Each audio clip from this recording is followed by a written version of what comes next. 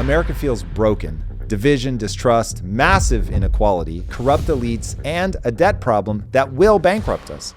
Everyone has their theories. Political streamer Destiny sees the world very differently than I, and my goal in sitting down with him is to get his no-holds-barred vision for what it would take to actually make America great. His answers are going to make many people angry, but you will not want to miss what he has to say. And be sure to let me know in the comments if you agree or if you have your own ideas of how to make America really work. All right, without further ado, I bring you Stephen Destiny Bonnell. If you see a better path through this, I want Americans to thrive. I don't want Americans, I don't need it to be my way. If we can agree on the end state, like admittedly, I'm big on freedom, liberty, like those things matter to me a lot. If somebody can paint a picture how we get to freedom, liberty, meaning, fulfillment, the ability to live in a capitalist system, I'm all for it. I feel like at the very least, a thing we can agree on, even if we might have a disagreement on this broader macro econ thing, is that we probably need to reduce or eliminate the deficit and have a budget surplus. I feel like Democrats historically, over the past 30 years, have been infinitely better at that than Republicans. Let's go then. Let's get some Democrats. Literally don't care. It seems like people either do not understand that countries go broke, they don't think America could go broke, or they think when you go broke, it's not that bad. Sure. I guess the frustrating thing then for me is that if I look at the past 3 decades of presidents, so there's a couple things. So one, the last budget surplus was Clinton, who was a Democrat, right? We had Bush for 2 terms, who we spent, I don't know how many trillions in the Middle East as a result of those wars. Then we had the whole global financial crisis in 2007. Obama came in, had to deal with that and clean up that. Our economy is kind of back on track, although we've had to borrow a lot. Then after that, we get Trump, who even before COVID is running the largest budget deficit of all time for conceivably no reason, because the economy was doing great. Then we get COVID, which does a whole bunch of horrible things. Then Biden has to come in, and then we kind of are doing that, and then getting back on track. And now we've got Trump back in again. And now you had Trump and Biden both just spending money like drunken, printing money like drunken Biden sailors. had a good reason for it. Trump had no reason for it. Trump did the Tax Cuts and Jobs Act before COVID, and his budget deficits were larger than Obama's before COVID. And then after COVID, he started to do... But wait, do you think that after the initial COVID stimulus that we needed to keep going? Because Biden did keep going. The problem is that Biden... The most debt that we accrued under Biden was technically from Trump. It was the Tax Cuts and Jobs Act that were destroying the government's ability to earn revenue. So the only way that Biden could have turned the clock back on that would have been to rescind, because those tax cuts were set to expire into, it would have been Biden's second term into Trump's current term now. That's why they had to fund on the big beautiful bill. It's not the only way. So here's the problem. What Trump just did with the big beautiful bill is inexcusable. So I've got literally not only no defense for him on that front, negative defense for him, terrible. I'm mortified. I don't see any positive signals that came out of Trump 1. I don't see any positive signals that came out of Biden, and I obviously see no positive signals but I'm frustrated because we're locked in this cycle of Republicans doing the most fucked up, horrible shit they can, and then a Democrat having to come in on the back of that economy, and we just pretend that both are the same. And now we're looking at it right now, because right now what's happening is we had an economic contraction last quarter. That's inexcusable. We have an absolute lunatic right now who has never cut a good deal, I guess, in his entire history for the United States, who's running back for these crazy tariffs. We're going back and forth on kind of being involved in wars and not being involved in wars. We're destroying our reputation, our alliances with our most important trading partners, with Canada and Mexico. And then after all of this shenaniganery, there's going to be another Democrat who comes in and has to kind of roll off the back of all this. And it's so now, what if you wanted to give somebody a grade for they handled the debt well? What would be the KPI that you would look at? It would have to be how does your deficit look compared to the economic pain that you're currently suffering? And how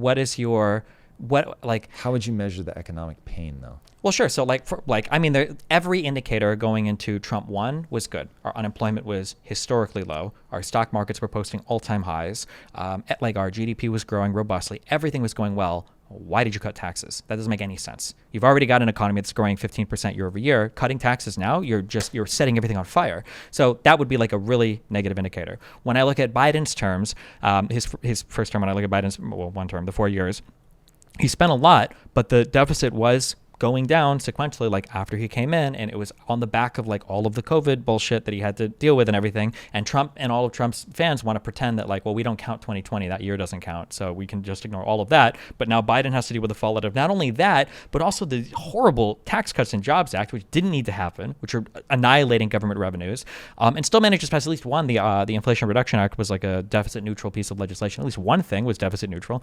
And now we're back to Trump, and now we're back to spending like fucking crazy. Huge $150 billion increase in ICE and the DOD budget. We're hurting our economy, economic contraction, hurting trade deals all over the entire world. And now, so whatever president comes in next, and Trump is doing it for, again, this is all self-inflicted for no reason. My biggest fear, I don't know if I said this to you or not, my biggest fear with Trump coming in was, I bet this motherfucker is going to sit back and do nothing, and the economy is going to grow like it was, and he's going to get all the credit for it, and that would trigger me so much. But he's not doing that. He's like throwing everything in the fire. You're going to find out whether he's totally nuking it or... No, I'm not. He is totally nuking it. Just like I said he That's was what I'm before. saying. You'll see. Yeah, I will, yeah. But like the question is like, will people appropriately ascribe, I guess, like the credit for that? Like it was phenomenal to me to see anybody complain about running a deficit under Biden and then not mention the Tax Cuts and Jobs Act. It's just like you're just setting money on fire, and it's like, for what reason? For no reason. If people are on the tribe, which many of the people that talk will be, you're never going to get a satisfying answer. Sure. Even watching people's change on the Epstein files, and I have no idea what you think about that, but watching Mega turn to like, oh my God, this is 4D chess. I'm like, get the fuck out of here. So then are we just doomed to, is it going to be this crazy shit for 4 years, and then the Democrats going to come in and try to clean up? And no, then... I think they're going to be just as crazy. What did Biden do that was anywhere near as crazy as what Trump has done? So I just look at the graph of money printing. And but we have to ask why it's happening, but right? there's no Biden blip. There's no like, oh, it dipped during Biden. So I'm just saying, right now, I don't think it matters who you elect. I don't think the people voting will vote for someone who won't give them free things. Well, do you think that the Tax Cuts and Jobs Act would have happened under Hillary Clinton? I think that under Hillary, I don't know. I don't. When I say I woke up to politics like 24 months ago, I just wasn't paying attention. Do you think the $160 billion for ICE and the $150 billion extra to the DOD would have happened under Kamala Harris? No, probably not. Sure. The global tariffs probably wouldn't have happened. Definitely not. So I'm seeing all of this spending that's happening. The tariffs right now, I would say we haven't seen that play out. It's generated whatever $100 billion or something. We'll see. It has done momentary spikes in the stock market, but nothing. My portfolio's up. Sure. So Kamala wouldn't have extended the Tax Cuts and Jobs Act, right? Possible. That one, honestly, I have no idea. So it seems. So when we say like everybody does the same, it doesn't seem like it. It seems like it's. Well, but we just had Biden. Biden did not help the problem. So, but wasn't the deficit going down? Not the debt, but the deficits at least were increasing under Biden. Like, couldn't that have continued if there was another 4 years of a Democrat in office? Was the overall debt going down? The debt wasn't. The deficit, so the amount we had to borrow every year, that was decreasing. But I would consider that a good sign. I'll go back and look. Sure. Like when I look at how much money was printed, it was insane. The headline that I keep hearing about that is there was more stimulus than any other time other than war. So admittedly, that headline just fit with what I see in the graph. Clearly, I need to go look at it. But my hypothesis is right now, given what history tells me, in a populist moment like this, where each side is angry with the other, that they're only going to vote for people that say the other side is trash. I'm going to slap them around. I'm going to make sure you get yours and they get nothing, and that there's just going to be more of this. Now, I hope that you're right, and I hope that I'm wrong, and I hope that all we have to do is get a sensible Democrat in, and that would be amazing. Yeah, but I guess the issue is that it's even if you get a sensible Democrat in, it's going to be a roller coaster for 4 years, because the current guy in right now is destroying like every part of the United States' ability to be a world leader economically, ignoring everything else. So like that's just going to be the frustrating thing. That's not my read on what's happening. I don't know how it's going to play out though. So it's the Tax Cuts and Jobs Act is solidified. There was no matched spending cut for that, really. We're borrowing massively to fund now these huge ICE operations and the Pentagon. Yep. We're so not cutting any good trade deal. Yeah, go ahead. BBB is absolute garbage. But what we were talking about was the international side. Internationally, like everybody in Europe is looking in a different direction. Canada has lost faith in us. Tourism is down massively because nobody wants to come to this country right now because of how xenophobic we're coming off in a variety of different ways. Mexico's faith in it. Remember, keep in mind, the one deal that Trump could have taken credit for was renegotiating NAFTA into the U.S., Mexico, Canada free trade agreement agreement or whatever. That's been completely blown up now, right? Because we've just said all these times Trump is complaining about Canada does 145% tariffs on dairy. That's only once it reached a certain amount, and that was negotiated on his deal. So, now he's bragging about bombing Iran. He's the one that tore up the JCPOA. So it's like, flash so what are we forward 3.5 years. What do you see on an international stage? Where will the trading partners have formed alliances without us? That would be a worst case scenario. I feel like the entire world is still kind of like I don't even say like a malaise. I feel like nobody wants to believe it, and people are kind of just waiting for like America's not serious. Like I think they're gonna wake up.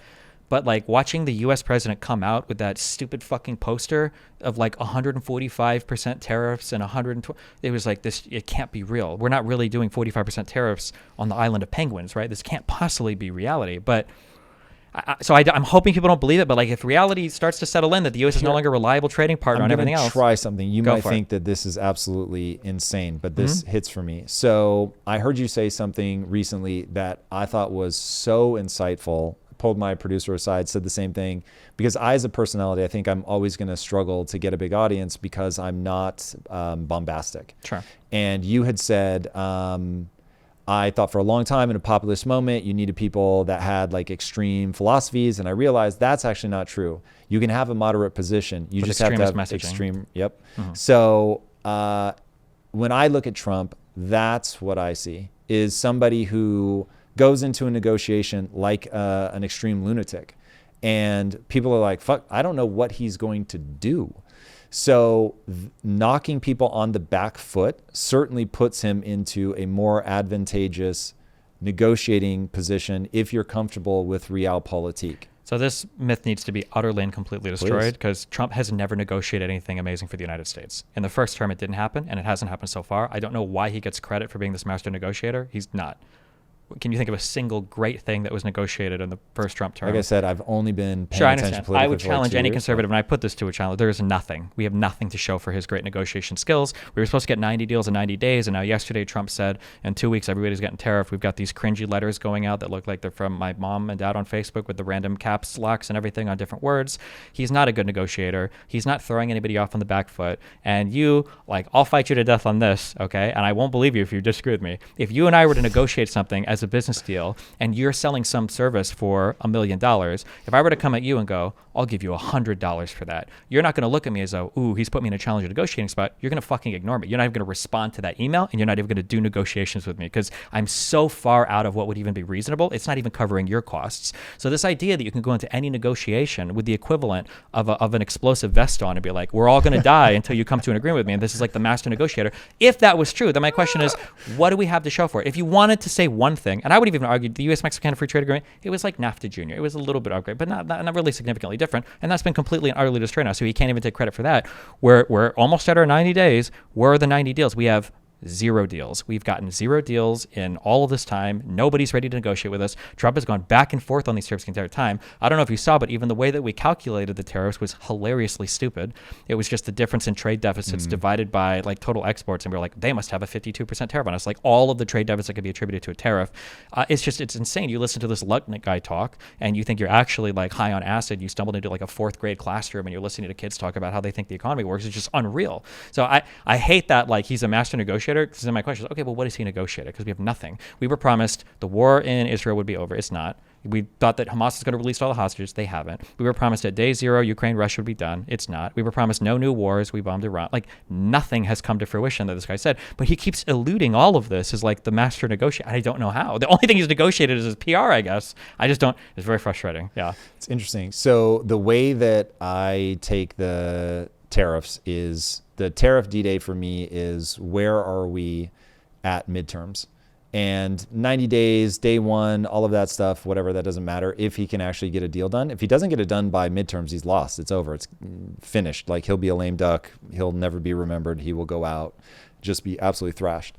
But if he can actually get in a position where we bring key manufacturing back to the U.S., which I think is critical, if he can set us up to actually weather a Cold War with China, which I think I take very seriously. That's probably the thing. I think about the economy and I think about us and China. Like, but that doesn't make sense. Like you say, win a Cold War with China. Did we win the Cold War with the Soviet Union by buckling down and getting every single thing set up in the U.S. and abandoning every? We didn't. We were literally cooing governments in South America. We were literally cooing governments in the Middle East to try to get people on our side. It was so important. Yeah, but this is where I think you have to be careful. When you look at the past, you want to understand why it worked at that time. You don't just want to say, let's do the same thing. We are, like, AI is a potential winner take all. So this is not the one that you can play around with. Game theoretics tells you that even if we try to chill, regulate, they won't, because if you can win in any substantive way, like if you have a 3-month head start or whatever, if you hit AGI 3 months ahead of the other side, it's game over. So you need to be in a race, and that race there is going to be born of energy. It's going to be born of working with industry. You're going to have to deregulate some things. But then this is where I want all the other countries to be friends with us. If you want to come and study in the United States, you and I both. It should be easy. It should be like that. The idea that we're deporting people because, and I'm not a big Israel guy, but I tend to side with Israel more. But the fact that we're deporting people based on being in pro-Palestine protests, why? Why are we doing this? Or that we're attacking Columbia, Harvard, like these are our shining star, or that we're defunding all the scientific research. Like it's not just going to be private capital that funds, the expansion in AI. There's a whole bunch of other research, a whole bunch of other like bright minds that we need to bring here. And you're talking at the university level? Yeah, there's a lot of starting points there that can branch off into other stuff that's important. And even just having those people in the country. So part of the disconnect here might be that when I looked at the Biden government, I did not trust them to get anything done. Like from a PR perspective, they were, if you take me as a constituency, I was mortified. They either didn't notice that he was senile or didn't care that he was senile. The people behind the scenes, if Jake Tapper can be believed, refer to themselves as the Politburo. When I hear things like that and I see them skip a primary and I already get massive authoritarian vibes with all the censorship and all of that, and then the voice that has gotten the most attention, I have no idea how you feel, but the voice that has gotten the most attention on their side in the last couple of months is Mamdani, who's literally just socialist. And that leaves me going, okay, well, that feels like the direction of that party. I'm not expecting them to be the people to get us through a Cold War with China. So I mean, I guess that is a perspective that you could have, but then it comes down to the factual analysis. Like if we were to have an argument over who is more senile, I could give you so much more evidence for Trump now than Biden. Really? You easily really think it would be that? the easiest argument. This is the one where now I'm going to say I don't believe you. That's fine, but the only thing that you can give me from Biden is he sucks at speaking and he got a lot slower in debates. Like for Donald Trump, like I can show you, like we can watch him sign executive orders. He talked about the auto pen so much, he doesn't even know what he's signing. And on TV, there's a guy handing him a thing and he's like, and what is this? And the guy's like, this is the order that you wanted, Mr. President, in order to correct on this. And I can show you video after video. Okay, but hold on really fast, because you've always been a person who really says what they think, even when it costs you. So if this is the take, it is interesting how we can look at the same thing and see something so different. So you really believe side by side Trump is way deeper in decline than Biden? We'll get back to the show in just a second, but first, let's talk about one thing that is silently destroying so many people's confidence: hair loss. It doesn't announce itself, it creeps in slowly. First, you notice a few extra hairs in the shower, then you start avoiding certain angles in photos. Before you know it, you're constantly checking your reflection, adjusting your hair, making excuses to skip events, and watching your confidence disappear one strand at a time.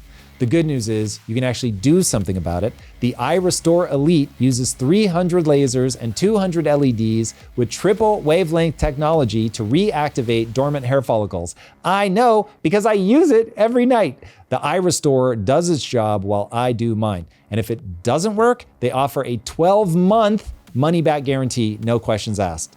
Give yourself the gift of hair confidence this year. For a limited time only, our community is getting a huge discount on the iRestore Elite when you use code IMPACT at iRestore.com. That's iRestore.com. Use code IMPACT. And now let's get back to the show. when you say decline, it's a comparative analysis, which is harder. Yeah. I think that Trump's baseline for how he presented himself intelligently, I firmly believe that in term one, he thought that stealth planes were invisible, like Wonder Woman's jet. So for that guy, has he declined more? I don't know. If you're going from 100 IQ to 85 IQ, theoretically, that's a less significant decline than 160 to 120. But at the end of the day, you still want the 120 guy, right? Trump presents himself. There are worse words that I could say, but we can go through meeting after meeting after meeting. We can go through event after event after event that Biden would have never, like, he makes dumb gaffes sometimes when he speaks. But like Donald Trump speaking to the South African president, he sat there with him for 10 minutes and watched a Twitter video compilation on genocide in South Africa. He was asked a question about, and Trump doesn't know this because he doesn't know anything, which is an easy way for him to hide his senility, about the ICJ's case in South Africa's involvement. Trump doesn't know that when you talk about the genocide case for Israel and Gaza, that was brought to the International Court of Justice by South Africa. Trump didn't know that. And even when they said ICJ, and Trump was like, ICJ, the South African president, because everybody's probably been coached, you have to make Trump feel like he's not a fucking retard when you're next to him. He quickly interjects, the International Criminal Justice. And then Trump's like, oh yeah. And if you listen to Trump answer that question, anybody's free to go back. He has no idea. He's freeballing. He's like, it's a tough ruling and we hope that, he had no clue that this is about Israel and Gaza. If Biden would have made that same gaffe, we'd be talking about it for 2 weeks. But instead, Trump can do gaffe after gaffe after gaffe, and it's funny and it's affable. Is that the word? Like, it's just like funny and memey and joking. And that's it. But like, he was arguing with Zelensky that the Crimea was invaded. I think he said 2015 instead of 2014. He didn't know the dates on that. We've got Steve Witkoff, our envoy, is in front of Tucker Carlson, doesn't even know the names of the regions in Ukraine that were contested, and now he's our lead envoy. Like, it's a joke. Like, I can ask you, like, this is a challenge I've issued to conservatives. I continue to issue it. Can you give me a single clip or cite a single speech where Trump seems like he's speaking about something that he like knows anything about, like he's like actually coherent about it? You can't. There's not a single thing. So then when the question is like, can you show more decline between him and Biden? It's hard because Biden knows a lot about government and how things work and foreign policy and everything else, and like he definitely got slower speaking. But if I look at the output of that government in terms of legislation, in terms of relationship with other countries around the world, and I compare it to Trump loses that 10 out of 10 times. And we can go through any metric, any arena. But like, all we have is like, Biden had a really bad debate performance, but like, what did Trump say in that debate? He just repeated the same stupid slogans verbatim and said nothing of substance as well. Yeah, it's interesting. I didn't think that Trump did well in that debate, but and listen, frame of reference is everything, and I get that two people can look at the same thing and see something very different. Sure. But man, once I started paying attention to Biden, I was legitimately like, this is crazy. For my money, it is the craziest thing I've ever seen in politics. I was like, do you think that Trump truthing out that he's mad that Putin isn't listening to him and he feels like he pulled a fast one from him, that doesn't make you cringe? That's not like, what is this guy saying? Like, obviously Putin is not being forward with you. That's not like a what the fuck moment. It does make me cringe, but it's not like, or when he's truthing out, Israel, you need to turn those planes back right now. Don't bomb Iran again. Like, that's not like there's an element of Trump doing everything out in the open that I think is awesome. I love being able to see it. Now, the fact that... But it's stupid. I'm not talking about it being out in the open. Now, is this for you, like, you want people to be presidential? Or... No, this is stupid. To say that I can't believe Putin lied to me, the whole world is looking at you like you're an idiot. Or to say, like, Israel, you need to turn those planes back right now. Like, this isn't, like, out in the open. He's just an idiot. He's no... That's so... Hey, fair enough, man. Sure. Look, you're super bright. Is there a single issue that you've heard him talk about? You're like, oh, he's making a lot of sense there. Yes, many, many times. So like, it's... I mean, what? I would have to go when he talks about cyber or when he talks about AI or crypto, or like he knows nothing about any of these things, right? When like he talks about how to get things done, when he talks about the understanding, like, okay, we've got China's going to be a problem. We've got to bring back some of our manufacturing. Like, there are a lot of these issues that I feel like when you watch him, he's not an eloquent speaker, but he gets the gist. He's down in the weeds. Like, he understands like what things are in play. And I guess because I'll forget like the name every now and then, I'll be like, wait, what the fuck is that word? So it's like, I don't look at that stuff and go, okay, hold on a second. This is somebody. But even if you're looking at China, Biden got us the CHIPS Act, which actually like served as a massive investment into... full disclosure, I don't think Biden got us anything. That's my mental map. Okay, my mental map is this is all Politburo. That's fine. Whoever was running the government behind Biden then. Yeah, but what I'm saying is my whole beef is that guy wasn't really that guy. Okay. Now that, I think from historical conversations, that's never bothered you. But that bothers me a lot. Now, So who do you think for Trump? When Trump is presented executive orders to sign that he's clearly never seen before, what does that make you feel? So I have a guess. Obviously, I know nothing that isn't publicly available. My instinct is that he's sitting down with whoever his top advisors are, and he's saying, okay, I want to put something together like this. I want it to be like this. Cool, get it. And then they'll bring it. He's done so many of these damn things that it's like the person's reminding him, here are all the key things that you had agreed to. And he knows if this guy's bringing it to me, this is obviously what I agreed to previously. Cool, sign it. Because as a CEO, I do that kind of stuff all the time, especially when I had 3,000 employees. Dude, you've got like, okay, there's a small handful of people that I trust. We had a meeting about this a week ago. I don't remember the specifics, but it's like, these were the things that we agreed on. And I would ask them, are these the things that I specifically said? Yes, it is. Cool. But you would never have that conversation in front of your opposition that you're signing the contract with. You would never go to a meeting with another guy and you're like, what was this again? Like, and you don't like that? Because I don't know if I like it just because it's good content or if I actually think it's good. Admittedly, this might be terrible for the country, but I love that I'm able to see how this all works. Now, keep in mind, I am wildly disillusioned by politicians as a class. Okay. I think they are universal liars. I think the odds of Trump being on the Epstein list borders on 100%. Okay. People are always confused because they think that I'm going to bat for Trump. I'm trying to describe what I see. Okay. So I see somebody who I just assume he's a liar, but when I look at the way that he deals on an international stage, I think he's somebody that he's not for play, say what you will, but like once he thinks, hey, this is the way that I think it should be done, he's going to see that through. You were certainly not going to be able to push Trump around. He's never going to be able to play the, Netanyahu told me and I just felt like that's not him. But that's literally him, though. This is the biggest, as a pro-Israel guy, he's the biggest Israeli dick suck. He's the only guy, him and Netanyahu, that are pushing me towards like pro-Palestinian rhetoric on Twitter. He does anything Netanyahu tells him to do. But do you think he has reasons? Like I've heard you say, someone can act rationally towards an immoral end. Sure. And I was like, yeah, that makes sense. Now people don't like that, but nonetheless, I would say that's true. I think his reason is just that old people in this country like Israel because they grew up. Israel had a cool story growing up. If you were an older person and he likes Israel and the voter base likes Israel and that's it. So whatever Netanyahu says, he's like, okay. Yeah. So he's pursuing his interests. He's not doing it because he's weak or that Netanyahu's pushing him around. He's running some algorithm in his brain that says this is a cool guy that I really want to help, and he really wants to do it, and so he really does it. Sure. I'm just saying Trump isn't the guy that like you're going to be able to push around. So part of my beef, but if Netanyahu wanted to push further, he could, and Trump wouldn't be able to stop him because Trump can be played by any world leader. You agree that every world leader looks at Trump like a buffoon waiting to be played egotistically, right? I think everybody has a strategy for dealing with Trump for sure. And the strategy is just flattery. Do they get their way? Probably not. Well, like is it Rutte guy, the guy who used to be I don't know if it's a prime minister in the Netherlands who's like does the NATO stuff now. Like when you look at him talk to Trump, it looks like you're talking to you ever watch Game of Thrones? Yeah. Joffrey, right? He's like, oh, President Trump, you're such a great guy and you were so smart when you did this, and it's like endless flattery because that's what hate it. Okay, but like it's I get effective. It's a strap. It works. Like listen, you saw Zelensky tweet out 2 days ago, like we're so grateful that the United States. Machiavelli tells you that of course this is how it's going to be. But it's sad because it's showing you that this works on our president. Dude, it works on everybody. Absolutely not. What? Do you think there's any amount of flattery that Putin could have done to get like Hillary? It's not always going to be flattery. It's always going to be a thing. Oh, sure. But I want the thing to be, there's good things and there's bad things. Like if my interest is, if I'm negotiating on behalf of my wife for a contract, like the way that I get this guy is I'm going to do a lot of good things for his wife's business or whatever. Okay, that's fine. That's good. But if my thing is like, I like to see children suffer and you're like, I'm going to give them a lot of videos of children dying. Yeah, there's a way to play the game, but I don't want you to have to play the game that's not good. The bad news. I really believe that's how the game is played. Sure, but it depends on who you're trying to. Who's the leader that we should admire? I think that history will look fondly on Biden's presidency as a shining star in the middle and sandwiched between two unbelievably crazy. Can you give me somebody else?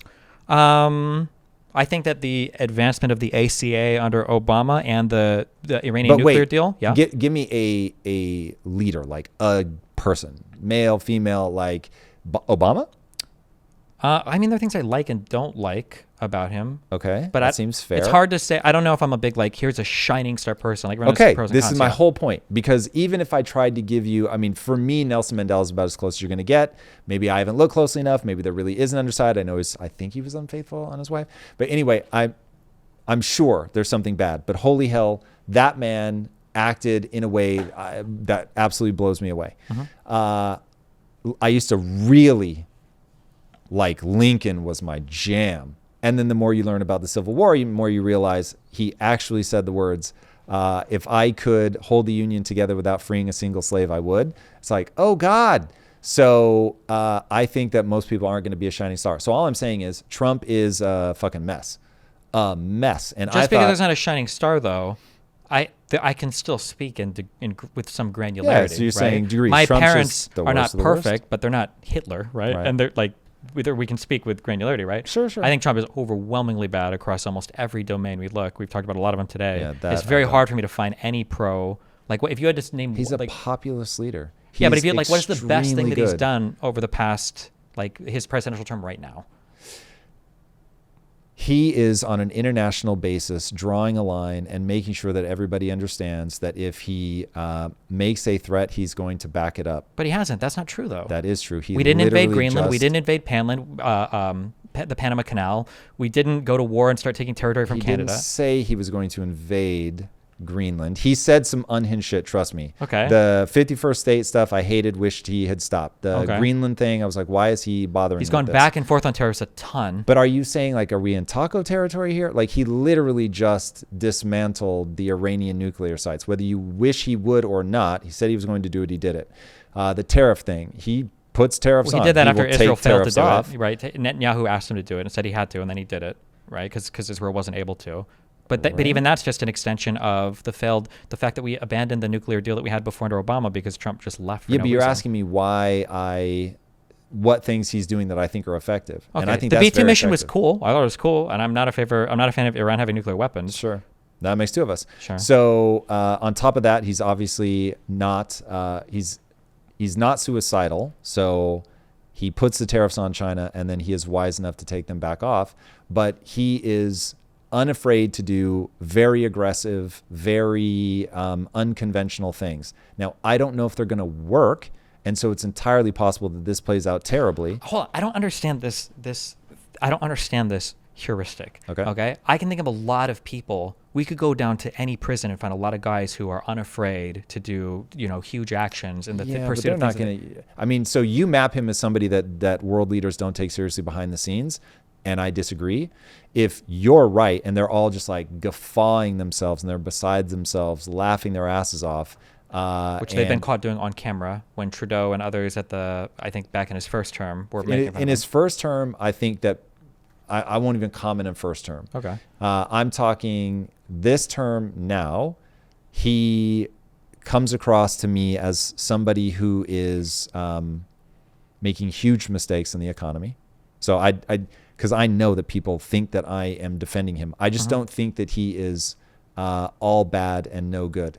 Sure. I'm curious, because when I would say like nobody's taking me seriously around the world, what I would point to is the lack of any worked out trade deals. I would point to the things everybody's saying, obviously, about him.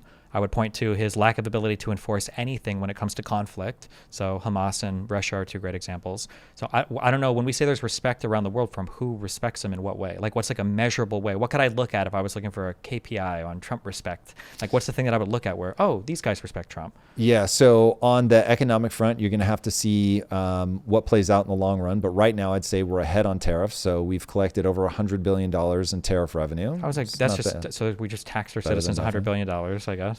Well, that's one way to look at it, but you just generated revenue that you otherwise wouldn't have generated, and prices didn't go up in any meaningful way. So, and I would say that we're very early in the negotiations. He foolishly said he was going to have this done in 90 days. It was fucking stupid. That this is an 18-month endeavor, period, full stop, end of story. It probably would take even longer than that, but he can't. He can't afford it. If he doesn't make it to the midterms, he will lose on that alone. And so to me, this has always been a game of chicken. He's playing a game of chicken. Cool. Like, let's give it a shot. Let's see what happens. He closed the border. Yay. To me, which we touched on it a little bit, I feel very strongly that America over the next 10 years is going to have to decide what its values are, or because of the economically fragile situation that we're in, we will fall apart. So like when I start talking about the next 10 years, I have an image in my mind of America becoming Argentina. And so I don't know if we share that sense of like how much this matters. And so the fact that somebody at some point has to like stop certain things, but once he signed the big beautiful bill, I was like, well, okay, I'm not sure that this could possibly play out well at this point. So we'll see. But the things that I look at and I go, these are the positive things, drawing lines, enforcing boundaries, putting up borders, like that had to be done. Now, this comes down to where you and I look at the same thing and we end up with these really different conclusions, because I'm like, we really have to balance the budget. Like we have to balance the budget. And some of that is going to be the increasing of the taxes for sure. But some of that is going to be austerity. Some of that is going to be, you're going to have to retire later. Some of that is going to be, you're going to have to qualify for some of the entitlements. And I'm not gleeful about it. It just is what it is. Like the reality, money has physics. And so we are headed towards a cliff. Okay. I guess, so what are your predictions, I guess, on the way to midterms? What do you think is going to happen when you look at the trajectory of the country and things that will happen? 60% chance that he has cocked everything up and alienates allies. They drag their feet enough because they're not dumb. They know we're going into midterms. He's not able to get the economy going, and people just go, they got to go. And he loses the House and it's game over. As a guy who's like tech invested, does the massive Trump Melania coin scam stuff bother you at all? Yes. Or okay, because that's another thing where I feel like if Biden had a cryptocurrency where he could take anonymous donations and nobody, okay. Oh, it's so gnarly. All right. Does the targeting of people with executive orders and announcing investigations and people he just doesn't like for no clear reason, is that like a signal? Yes. Okay. Like this stuff is nuts to me. Okay. If people try to map me as somebody who's like, but Trump is amazing, they're going to be routinely well, it's not just that. confused. The thing I'm hitting on is not that. Is that I think there's a meaningful difference between the prior administration. Like they'll say lawfare, and then the example will be like the Mar-a-Lago Trump case where he's literally on camera saying, I should have declassified these, but I didn't. Here they are. And then they'll compare that and say, well, both sides do it. And then I'll look at the Republican side, and we had 4 or 5 years of an investigation into Hunter Biden that turned out nothing except for him lying on a 4473 about being high when he bought a gun. That was what that whole thing turned out. And the initial informant that alleged all the Burisma stuff lied to the FBI, and he said as much, and he's convicted for it now. So it's like, when I look at the two sides, and now Trump is writing executive orders saying, I'm going after this law firm because they helped Hillary Clinton. And that's it. It's just like open and blatant. I guess I'm uncomfortable with the comparison of like, oh, both sides are corrupt. And it's like, if the Biden administration was even remotely similar to the Trump lawfare stuff, Trump would have been in jail a long time ago. We would have had 4 years of Merrick Garland. I think this comes down to like, what are the things that we fear have the biggest negative consequences? So when I think about the Democratic Party and where it was headed at the time that we were casting votes, and I worry that it's actually even getting worse now, but maybe I'm wrong. They were actively censoring people, which is like, if you want to put me into the red immediately, like that's one that puts me in the red. Okay, but like, so the worst year for censorship was 2020. That was under Trump. After, like once Biden came into office, a lot of those policies by corporations started to turn around. Facebook eased up on a lot of shit. YouTube got rid of the hardcore restrictions and instead just would put like a note or whatever. Affirmative action went away from the Supreme Court under Biden. Those guys can be believed. They were coming from the departments that, sure, Trump was overseeing, but they were coming from those departments requesting the censorship. But once it got to Biden, it was like the Biden White House was directly calling them. So the Biden White House, if we are to believe the Twitter files, the only things that were ever requested by that White House to be taken down were pictures of Hunter Biden's cock. There was the only time I saw something come directly from the White House that was on a politically related speech was when I don't remember her name, but some lady made fun of Trump, and he said he wanted that tweet taken down, and Twitter didn't act on it because they're like, this is dumb. You know the way you felt when I was talking about the economy, and you're like, if I just do a little bit of research, I understand. I would love to deep dive on any topics, but this is how I feel because about like this. Even if you look at like Taibbi's posted tweets when it came to like the Hunter Biden laptop story, like Taibbi said there was no evidence of FBI intrusion on any of the talk at Twitter about whether or not to censor the story. Yeah, but we agree that there was a excessive amount of right-leaning content that was being censored, silenced, made to sound crazy during the Biden administration. Yeah, and a lot of people that die of cancer were also in like a radiology department getting chemotherapy or whatever. Like, yeah, but like conservatives push. Like, I'm sorry, but like most conservatives in this country still believe the 2020 election was rigged. They believe, but they should be able to say that. That's well, you can whether argue they're crazy or not. That's irrelevant. This is what I'm saying. You got to protect yourself against that. You've got to let people say the crazy shit. That doesn't work though. And you would never give that advice in any other. If somebody Destiny, came to you, have you seen your Twitter feed? Sure. You say the craziest shit. I don't. Hold on. We're talking about meaningfully different things. If somebody wants to say crazy shit, that's different than just pushing a lie. If I want to say something crazy, that's So, like. But if they believe it, are you fine with it?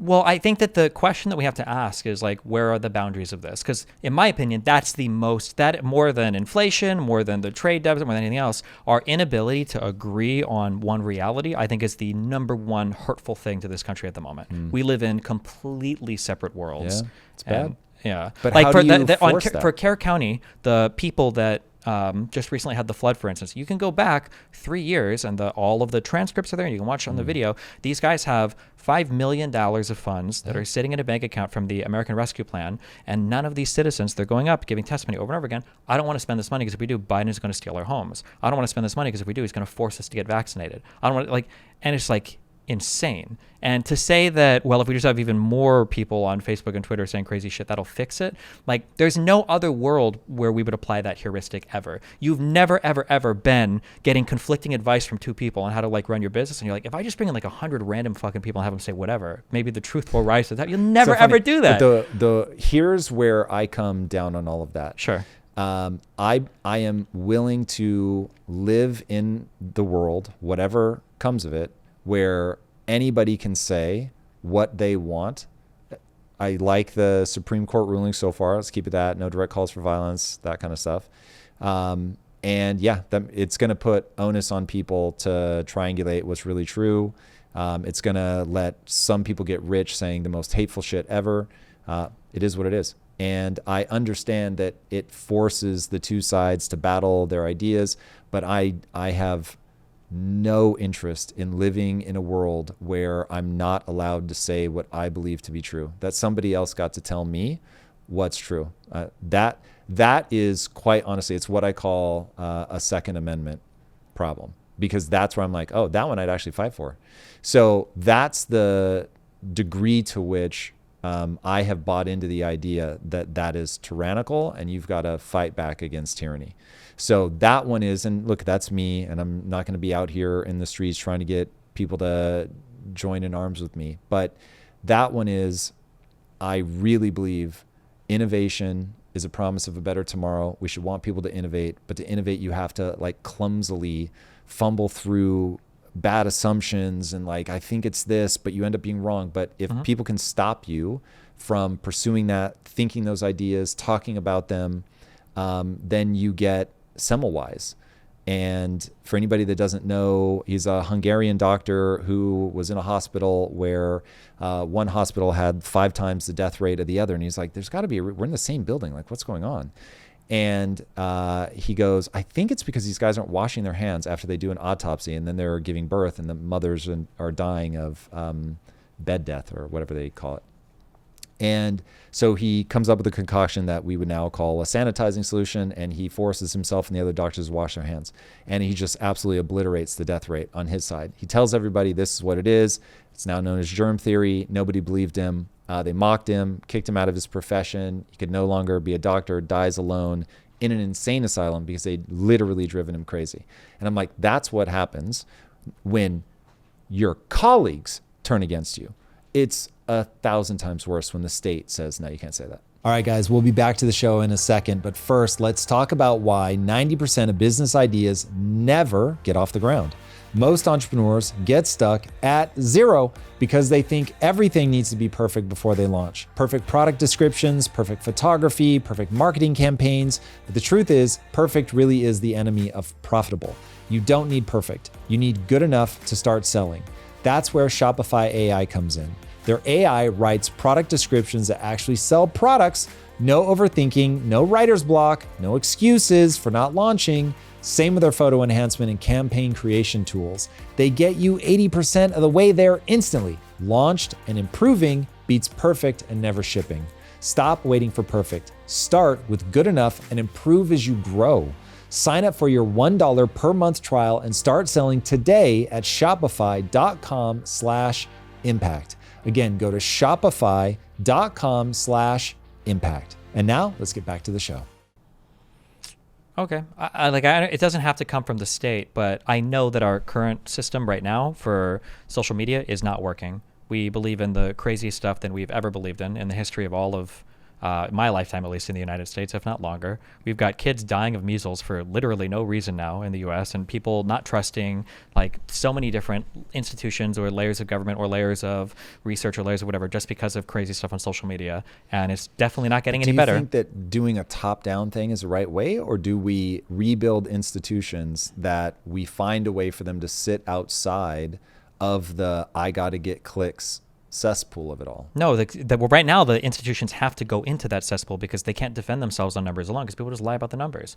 Look at RFK Jr. This guy doesn't believe in half the shit that's been validated by medical science, and he's now put like these frauds like Dr. Robert Malone on these boards and kicked out everybody else to come and do whatever crazy shit he wants to do with our medical system in the United States. But what is it's not enough, actually. That's been one of my biggest complaints, is it's not enough for the scientific institutions to sit on the sidelines. Now they need to start actively participating more. We need to see more of them, I guess, going on Joe Rogan and shit, because otherwise these crackpots just go up in a completely unchallenged way, and then this stuff becomes believed by the majority of Americans, and that the more free speech is not making anybody understand anything any better, I guess.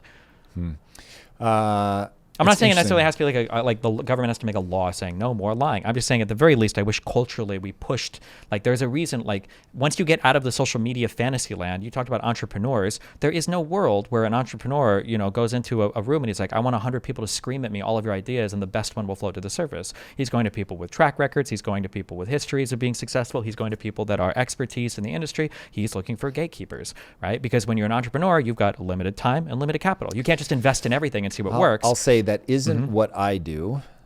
So the way that I do it, and take me as but one, the way that I do it is I go way, way, way, way, way out of my way to make sure that everybody in the company knows that if you think you have a better idea, if you think I'm doing something wrong, we have a systems called dots, and you can give me or anybody else in the company, and anybody can give you dots on like 34 different criteria. So if you think that I have a strategic idea that's absolutely terrible, you can go give me a 1. This is terrible. You can leave me a reason why you think it's terrible. Sure. But to be clear, though, there's already a huge selection filter there, which is in place at your company. Yeah, right? for sure. And so, but I use the same internet that everybody else uses. I've got all the same madmen screaming at me, but I have a very simple algorithm that I run, which is something has to have predictive validity. And so I'm going to try to triangulate this through other people that I think are looking at the problem sincerely. But ultimately, my job isn't to parrot back what they say. My job is to figure out if what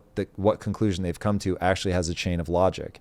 And once I can follow the chain of logic, then I'm like, cool, I can deploy this. Now, I understand that interest and intellect are both bell curves. And so a lot of people, they're too busy. They're trying to love their kids and enjoy themselves, and they don't have time to like go deep on all this stuff. I totally understand that. And I love the idea of having institutions that have earned our credibility, but they have to earn our credibility, and it has to be from the bottom up. They absolutely have. You want evidence of it? All of these conservatives that didn't believe in the vaccines and thought mRNA was poisonous, all this stuff. Look how many pounds Alex Jones has lost because of Big Pharma and Ozempic, right? All of these people that didn't trust any of that around COVID time are now thirsting for Ozempic because it's something that's more up their alley of interest and more something that they can directly see. Right, but are you saying that we haven't ever had, we haven't been lied to about a drug, or like, I'll give you an example. It doesn't matter what the example is. Okay. The idea that you see one bad thing and then you jump immediately. Is that what you think? We've seen one bad thing and that's it? I'm saying that it doesn't matter how many mistakes on the aggregate our pharmaceutical industry has made. It is as a whole more trustworthy than Alex Jones. Even if you point out 10 big mistakes. Yeah, him I'll agree with, but why wouldn't you want people, even if you get Alex Jones's, don't you want people to be able to speak up and say what they think is true? I want people to have arguments over meaningful stuff that can produce meaningful outcomes. Okay, but so you know that unless you put unless someone becomes the gatekeeper of who gets to talk, that you're going to have a lot of people saying a lot of crazy ass shit. And somebody, I think, push it down to the individual. The individual has to decide who they're going to listen to. And if people are sucked into Jones's like crazy world, then that's on them, and they're on a dead end, and they're not going to be able to innovate or do things because they believe things that are just not true. And yeah, I guess it's just, there's just this infinite availability doesn't work in any other part of our lives. We gatekeep everything for good reason. We don't make heroin available to 18-year-olds. We don't make pornography available to 5-year-olds. Like we don't make foundationally to the country, we said, hey, there's this one thing, freedom of speech, that's so important because it's basically freedom to think. And it's freedom to like say a thing and have your ideas challenged and to get smarter because somebody tells you, yeah, that's really stupid. But if you couldn't even say it out loud, you'd never be able to sharpen the idea. And I get it, when you give that tool to everybody, especially with social media, you get a whole lot of people saying a whole lot of crazy shit. But dude, I don't know about you, but I feel like I am able to learn so much faster now than I've ever been because there's so much information and there's so many amazing people that put their stuff out. I consider you to be pretty intelligent. I consider myself to be pretty intelligent. I think that the chasm that we have between our understanding of the world is really problematic. I think that for somebody that I consider to be very intelligent, and I consider myself to be pretty intelligent, I feel like our arguments should be way more like we agree on level 1, 2, 3, 4, and 5, and we're like really fighting on level 6, but we disagree on like level 1 or 2. And I don't know how a system that produces stuff like that, not to be too, not to, blow my own ego up too much or your head up too much, that if we have diametrically opposed beliefs on everything, despite agreeing conceptually on some, like epistemic heuristic grounds or whatever, the average person is not going to spend any amount of time reading about anything related to anything, because most people just want to, you work a job, you go home, you have fun, and then maybe you like listen to some stuff on the side. All right, let me try an idea. You tell me if this makes things worse or makes things better.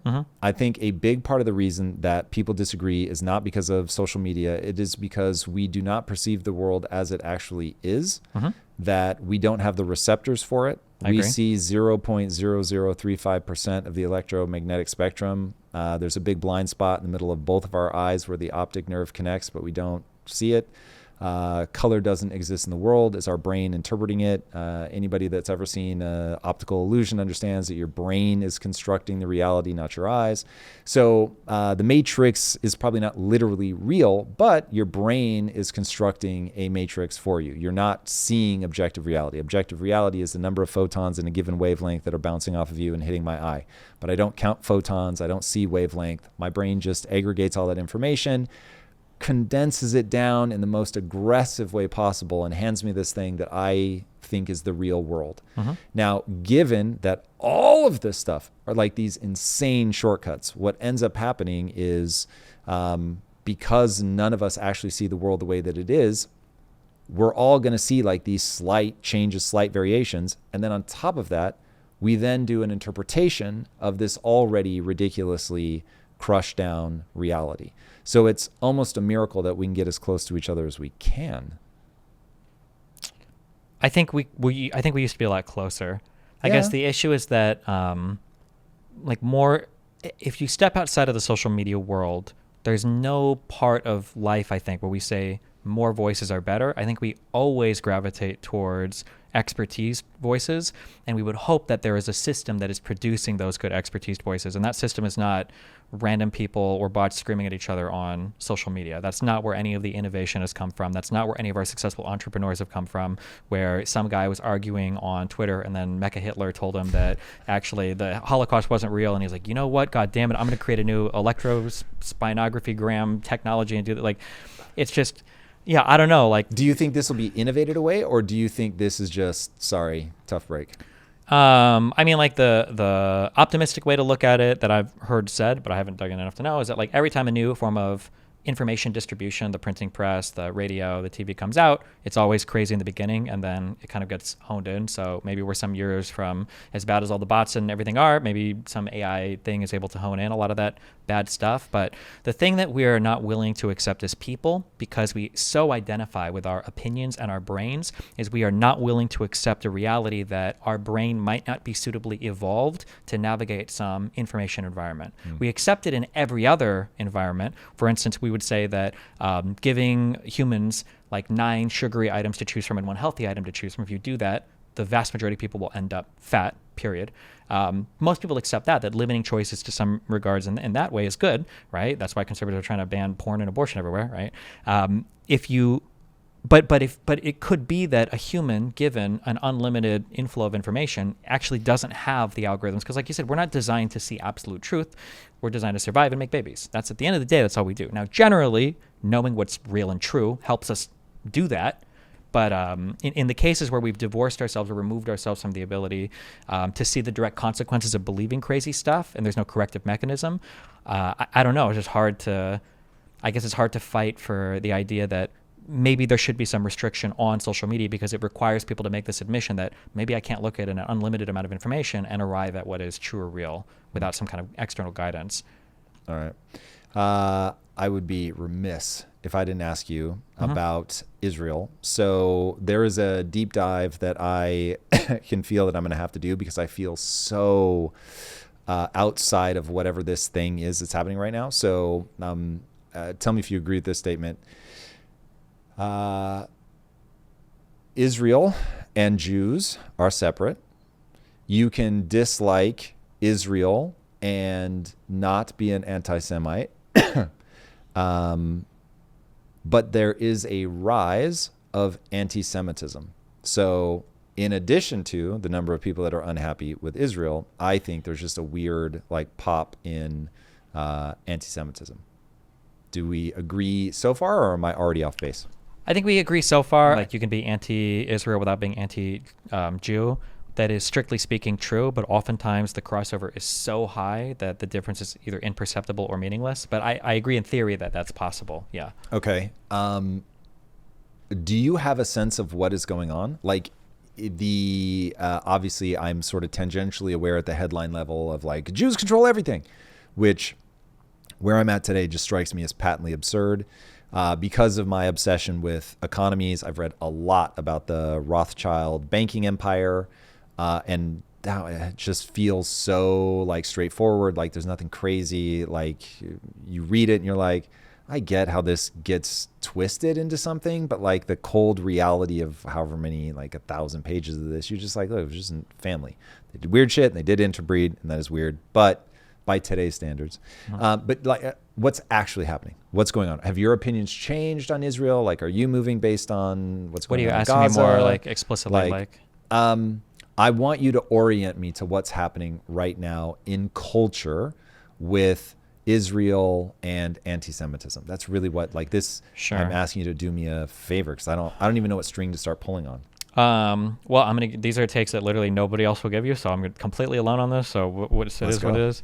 I think that people assume that Israel was very good at propaganda and making people kind of fall in line with the things that they believe, when in reality, Israel has sucked at that horribly. It's just the founding of Israel was an inspiring story. It legitimately was. It was Cold War time. The Soviet Union was backing a lot of the Arab states. Eventually, and people think that we backed Israel from the beginning. We didn't. It was 73 is when we really started backing Israel. But they fought wars against all of these surrounding Arab states. In the beginning of Israel, a lot of the immigrants there were Europeans. Now later on, it was a lot more Middle Easterners. So we look at them, so they kind of look like us. They have a similar value system. They're alone in the Middle East fighting all these other states. We just kind of like them because of that reason.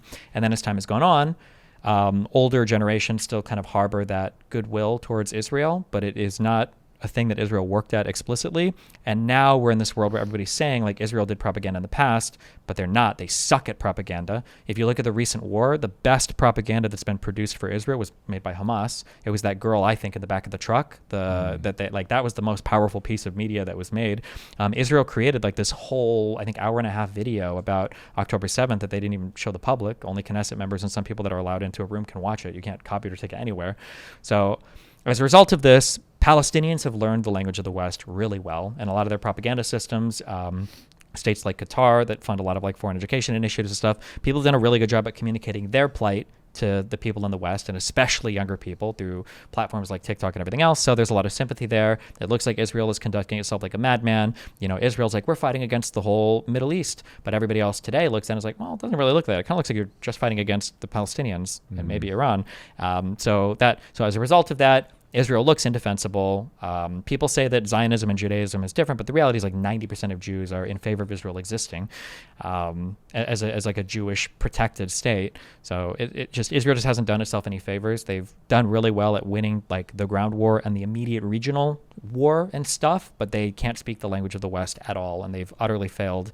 And I think as time goes on and the older generations die off, we'll probably start to lean away from Israel unless they relearn how to speak, I guess, our language. What do you think about the Jews control the world? Like, are they are disproportionately represented in places like media?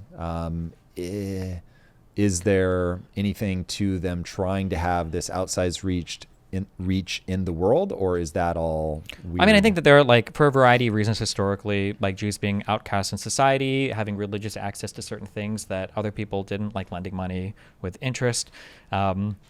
And then they have like a particular culture of being very protective. Like they don't proselytize. They don't try to like recruit a bunch of people. They're kind of like very like inward seeking. And then through a lot of historical maneuvering, luck, political mindedness, and military might, managed to have their own country. They look successful in that regard. There's a lot of Jewish people because of, I think, a lot of cultural stuff. They probably favor, their own people. Everybody does to some extent, whether they, say it or not. Like there are a lot of Jews in really powerful positions, but I think that Jewish interest is like very clearly not aligned anywhere remotely like people think it is. If you like, and it's funny, like if you go to Israel, these motherfuckers hate Jews that won't live in their country. That's like the whole point is to come back. Like you have to come back. You need to make Aliyah. You need to come back to Israel. You need to be a Jew here, and we need to fight for ourselves here.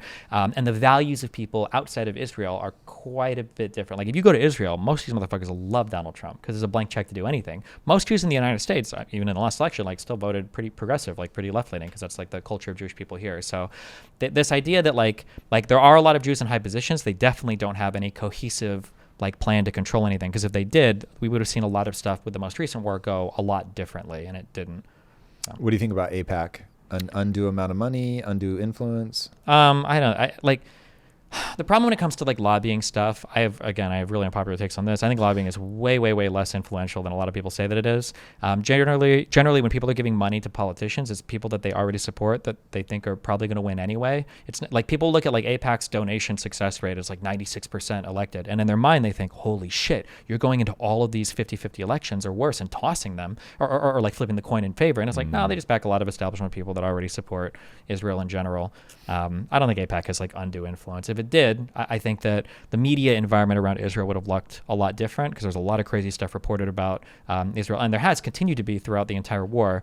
I think that the support for Israel just comes from the fact that just talk to any fucking old person in the U.S. and they love Israel. They all just do. But the younger people definitely don't. And I feel like younger people are propagandized too easier than older people to some extent, depending on, I guess, what platforms they're on. So, yeah. I always try to map things from the level of cause and effect. So it's like I know where I'm trying to get to, and then I just look at knowing what I know about humans, the physics of economies and things like that. Here are the moves I think we would have to make in order to get us there. One, where do you want to see America get to? So what does, like, if we were going to make America great, what would that look like in your eyes? I think our institutions make us really good. I think we have really strong foundations when it comes to like education and scientific research. I think we have a really good mode of economy. I think that capitalism and liberalism have thrived here, the ability for people to invest in, whatever they want. When it comes to scientific research, we still lead the world. We were leading the world when it comes to like medical research and everything. When it comes to like investment in capital, regardless of how I feel about Elon Musk now, there's a reason why he chose the United States to start Tesla and SpaceX in. And I think that our form of government, as of today, we have the oldest surviving constitution that is still in use, founding document of any country. And I think that speaks to the strength and the flexibility and adaptability of our kind of constitutional framework for how our government works. I think there's a lot of like cool things that America has as part of its history that have endured up to this point of time. And despite all of the crazy curveballs that have been thrown at us, I think as a 36-year-old, I've lived through like 3 once-in-a-lifetime events between 2007 financial crash, between COVID, between 9/11, like everything else. I think we're still holding on, and there must be reason for that. And I think a lot of our institutional backbones are really good at that. I feel like people like Trump represent a lot of bad stuff directionally, but I feel like we're very lucky in that I view Trump as being very politically incompetent. So I think that we're getting like a taste of what that could look like. And I'm hoping that the rejection kind of works as a form of inoculation, like rather than having a real politically minded, like a JD Vance type character with the charisma of Trump coming in and, taking over. We're kind of getting a taste of it now. And I'm hoping that when the midterms roll around, those look pretty blue. When 2028 rolls around, the Republicans, I think, are going to feel pretty abandoned because I think Trump is going to check out completely because he's not invested in the future of the Republican Party. And I hope that we kind of course correct from there. So I view it as like a bumpy road right now, but I hope that we're on like the right path afterwards. Right. Okay. So if those things are in the abstract what allow us to be great now, if you were going to define the grounded things about our day-to-day lives that make it great such that we could point to this system and say it outputs a thing that we think is pretty awesome, what is the thing, if you had to describe what we see now? So I think the thing that sucks the most about stuff that works, it reminds me of that Futurama quote, and I'm sure this came from somebody else before, but there's an episode where I think at the end, I don't remember the episode completely, but I think God is either the universe or something, and there's the stars are glowing at the end, and he's like, the nice thing about when you do something right is nobody knows you've done anything at all. So I think that when everything is functioning well, we tend to just not think about it. So like an example of this would be scientific research done by foreign people that come to our country because they are attracted by our research institutions, our schools. I think, I want to say it was like 15 years ago, there's like research on these, I'm going to get all of it wrong. It's like a fish or barracuda shark or some random thing that they were able to like extract some substance, and they're like, oh, this looks like it emulates, like a certain hormone in the human body. And there was just like a bunch of like research in that direction, and that materialized into a drug that also was pretty good for diabetes, these GLP-1 agonists, and then that's materialized into the actual holy grail drug that might be the most important pharmaceutical discovery since, I don't know, insulin or penicillin, which is kind of all the, people call it Ozempic, but the GPL-1 agonist derivatives and everything. So like that's an example of, you can point to a thing for this drug has been discovered, and I would argue that it was off the back of American innovation, capital investment, attracting talent from all over the world, institutional government and science investments and everything. That would be a thing I would point to, but it's hard to see kind of everything in the back. You just see the one thing that ends up working. So it's kind of like you get Christmas presents on the 25th, and you're like, oh, it must have been Santa Claus. And meanwhile, mom and dad are struggling in the background to make sure that working you have all that year, illusion. putting it on layaway, wrapping it, hiding it from you. Yeah, fair.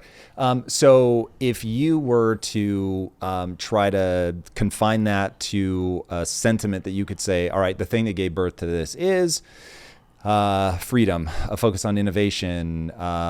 We just have a better economy. Because where I'm going to move us to is you've got US v China, and I see two very different systems that are both outputting pretty incredible things along the lines of innovation, but I think that tactically to live there would be very different. So before we get to China, if you just had to sum up the thing that we have built around, what would you call that? I would say liberal capitalism, like liberalism and capitalism in the broadest sense. Liberalism, define that for me. So you have a government that exists to kind of protect your ability in life to explore and pursue a variety of different things, whether that comes to like educational opportunities, job opportunities, just cultural, personal stuff. It seems like that form of cultural arrangement has made us leaders when it comes to outputting productive workers. It matters what policies a country has. It matters what culture a country has, because ultimately, hopefully what people are arguing about is call it the soil in which we're going to try to plant the garden. And all of us citizens are the things that are either going to grow or fail to grow. Okay, that makes sense to me. So I will say that requires an alignment on what do we even consider success. And these were things that we talked about a bit more abstractly like 15 years ago, actually maybe even longer. I remember in high school, like, what does it mean to be successful? And we have these default assumptions of like, the lowest distance between transistors on in a CPU diode or whatever, or it could be the amount of medicine available. But nobody ever asks like cultural questions about how many friends can you keep, or how long do your relationships last? Like, we don't think about that in terms of success. Right. And I think that the MAGA movement especially, and then people's like general discontent, have really challenged like, what does it mean to be successful? And you had the attacks before of like, it's not just GDP, which is fair, although GDP is correlated with a whole bunch of good things in a country. Who pushes back on GDP? I mean, I would People argue who don't like the results of the current GDP, like that's the only yeah, I thing would say the can whole imagine. MAGA movement is okay with, and populists in general. You could argue They're Bernie Sanders. switching to match whatever the moment requires. Kind of, yeah. So it's like, Yeah. it's not about GDP, it's about manufacturing everything here. Or it's not about growing the economy, it's about making sure that we only buy from ourselves. Like, there are Right. things that are, and there's not a right or wrong answer here. Like, you Yeah, can yeah, have a preference, I but have a feeling they're shifting their value system, which could be fine, but my beef with people that talk politics is often they don't even know what their value system is. it's a revealed versus an expressed preference. Mm. And oftentimes people don't realize it, but there are a lot more invisible qualifiers on their statements than they'd like to admit. Yeah. And sometimes what's perceived as, you're basically saying this, what's perceived as a change in values has actually just been like elucidating people's values. Like somebody Yeah. might say, you should never use violence to achieve some end. But what they really mean is, you should never use violence to achieve an end that I don't like. Right. Right? Like, I've had people ask me when it comes to, political violence or whatever else, it's like, do you think that political violence is ever justified? And I think it's a funny question because I'm an American and our country was born from Right. a rebellion against Yeah. political violence, like actual violence. So yeah, it's identifying that, like, what are you actually saying is a very challenging thing for a lot of people. Yeah, that's why as you were talking, I was like, okay, this feels like a very American frame of reference. I'm wildly pro-American. I too think that this country is great. I think that at the beginning, it's going to seem like, and you and I have talked before, so we know there's some overlap, there's a lot of disagreement. But I feel like in that sort of general explanation that you gave, there's nothing that I would really push back and say that I have a beef with that. I don't even think that we have a beef with the outcome. And so part of the reason that I want to interview you, and by the way, I thank you for every now and then covering my content. Obviously, it means the world to me as I go down that path. Perfectly fine that a lot of times you think I'm just completely out of my mind. Sure.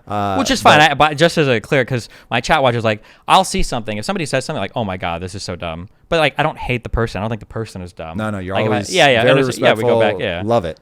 But what I do like is I like that you are excruciatingly good at being able to follow a chain of logic. And so when there's weakness in my logic or anybody else's, you become a very useful tool to find out like where those points are. And so it's a big part of what I hope we figure out here today.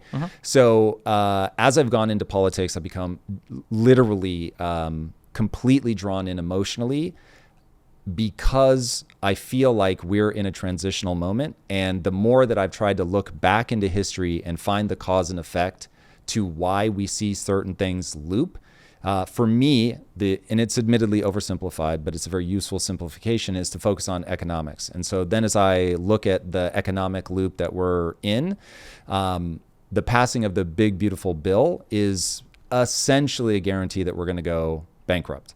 And when you look back at this loop and what happens when the country goes bankrupt, it gets violent. And so now I'm like, okay, I started going down this road originally when COVID kicked off because I thought people are going to get eaten alive by losing their jobs. It's going to be a bloodbath. Like, what do? I need to make like basic save your money kind of dollars and cents content for people because I've known so many people that grew up poor. So I was like, okay, that's going to be how I can help in this moment. And then money printing happened and nobody like struggled. And I was like, wait, what's going on? So that led me down that insane rabbit hole. But now I see that we're sort of at this natural conclusion of you can't count on Republicans to be fiscally responsible. You can't count on Democrats to be fiscally responsible. Like there's a political reality that, have you read James Burnham? No. Okay, fascinating. I'd be so interested to see your take on it. But he wrote a book called The Machiavellians, The Defenders of Freedom, and it's all about what he calls the iron law of oligarchy. And he's like, you're always going to have a small group of elites. There's just no way around that. Whether you have a communist party or you have a democracy, you're still going to have a group of elites that run it. And so I just realized, to get elected, people are going to promise free things. And so here we are.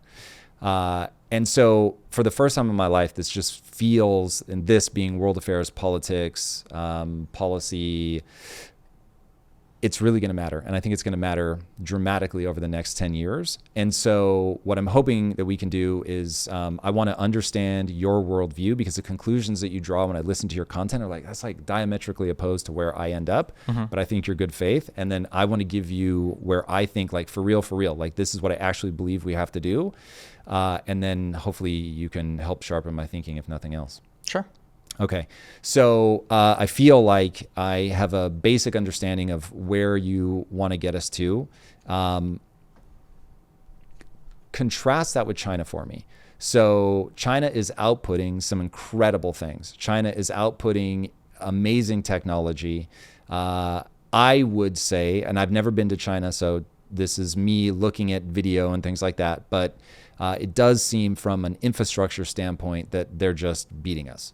And so when I look at somebody that's positioning themselves for the future, I look really at three things: infrastructure, technology, most particularly AI, and energy, because AI is going to be so energy hungry. And in those three arenas, China's either right on our ass, or they're, in the case of energy, they're like blowing past us. But yet I find myself being totally turned off by the way in which they got there. And so to your point about what I call invisible goals, I obviously have an invisible goal where I'm like, okay, they're outputting some of these things, some better than us, and I still don't want to do it. So why don't I want to do it? Have you read, just curious, do you remember The Giver? Mm-mm. Oh, okay. This is a book you read like in high school, but it's just funny because they have like, I think like a perfect society, but then the kid realizes like, oh, it's because at like 60 years old, they send all these people off to die basically, so they don't drag them down. So it's like, they have the good output, but you're like, I don't know actually. Yeah. But yeah. So do you think about China, or is that like not on your radar? Kind of, but it's like, it's such an external problem from what we have right now. I think one of the issues that I have that I've gotten to is because you feel it's like getting pulled apart by something completely internal. Yes, right now, absolutely. Okay. A house divided against itself cannot stand, basically. All right, so walk me through, what are our problems? I think the biggest issue that we have right now is there's a lot of like factual information that has, what does that mean? Like just empirical stuff. Like what are the things that are true? What are facts that are true? Mm-hmm. And these go to informing like a worldview. And it's easy to have all of this like conceptual level stuff, like we should have a lower debt or deficit, but it's not easy to figure out how to do that when there's not a lot of kind of attention paid to a lot of the underlying facts of the matter. So if you ever host debates, by the way, I would be super fascinated. I haven't read the book of the one guy, but the guy you brought up, James Burnham. So there are a couple of truisms that are given that I feel like have been radically challenged and have exposed them as being not true. And one is the idea that like elites or oligarchies run our system. And specific one is like the military-industrial complex. I think the military-industrial complex had the hold on our country that people thought it did in the past. We would be funding Ukraine, completely out the ass. There would never have been a delay in shipments. We would be sending them all sorts of weapons. Clearly, there's not the power there that people thought there was. And then when people think of like, well, think of the money and everything else. I mean, like you've been a business owner, you look at like market capitalization, like who's commanding like these huge revenues. Like Apple alone is like, I think 2x the value of like all of our military contractors combined in terms of revenues and market capitalization. It's like, well, let's assume there's like a world where the elites are running society. My guess is like Apple would be putting out the hits on, Raytheon and Lockheed execs. If it's like, you guys are going to go to war, the decrease in revenue that we're going to have will exceed the market capitalization of all of your companies. This isn't happening. We're going to kill you. That would be my, I don't know that I want to derail us on that, but sure. I think I could convince you that the oligarchy not being the people we thought it was, or that there are competing factions within the oligarchy is not the same as there isn't an oligarchy.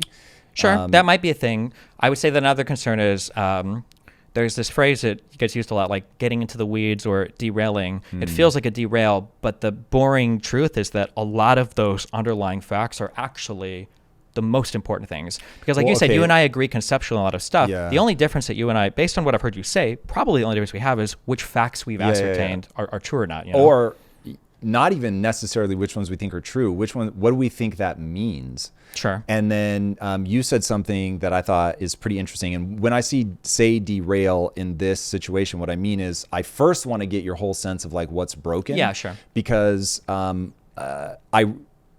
better or worse, my mind is simple enough. To understand something and engage with the topic, I must follow it through a chain of cause and effect, or I'll forget it. Like I can't hold it as a set so to of facts. Return broadly, I think there were three things that you brought up. You said infrastructure, energy, and technology. So one of the frustrating things for me as I've watched kind of a lot of the tech world walk, I guess in the shadow of Elon Musk into the kind of Trump MAGA stuff, is MAGA speaks a certain language, but it's not. It's a populist language that doesn't really map onto what you would want it to map onto if you cared about the things that I say I care about, or I feel like the things that you say I care about. So when we talk about like energy, for instance, I obviously, and I think most, neoliberal type people will agree, for transitioning to things like green energy, it has to be like a meaningful transition. Yeah, you have to do this in a way that makes sense economically. It can't just be like a value driven, I'm a climate change person and I'm going to shut all the natural energy off, right? But the issue is that, like for MAGA, for instance, when I think of future of energy, I'm thinking a lot in green energy, and that sounds kind of like a cucked position of like, ew, you want to like save the trees, but it's like the sun is a big provider of energy to this planet, Right. and being able to harness energy is really important. And things like nuclear energy and harvesting other forms of solar energy like wind energy and hydro energy, these are really important steps into the future for a large variety of reasons, not just because of pollution, although pollution is part of it, but just because it gives you the ability to generate a variety of energies that aren't as reliant on global markets on oil and all these things.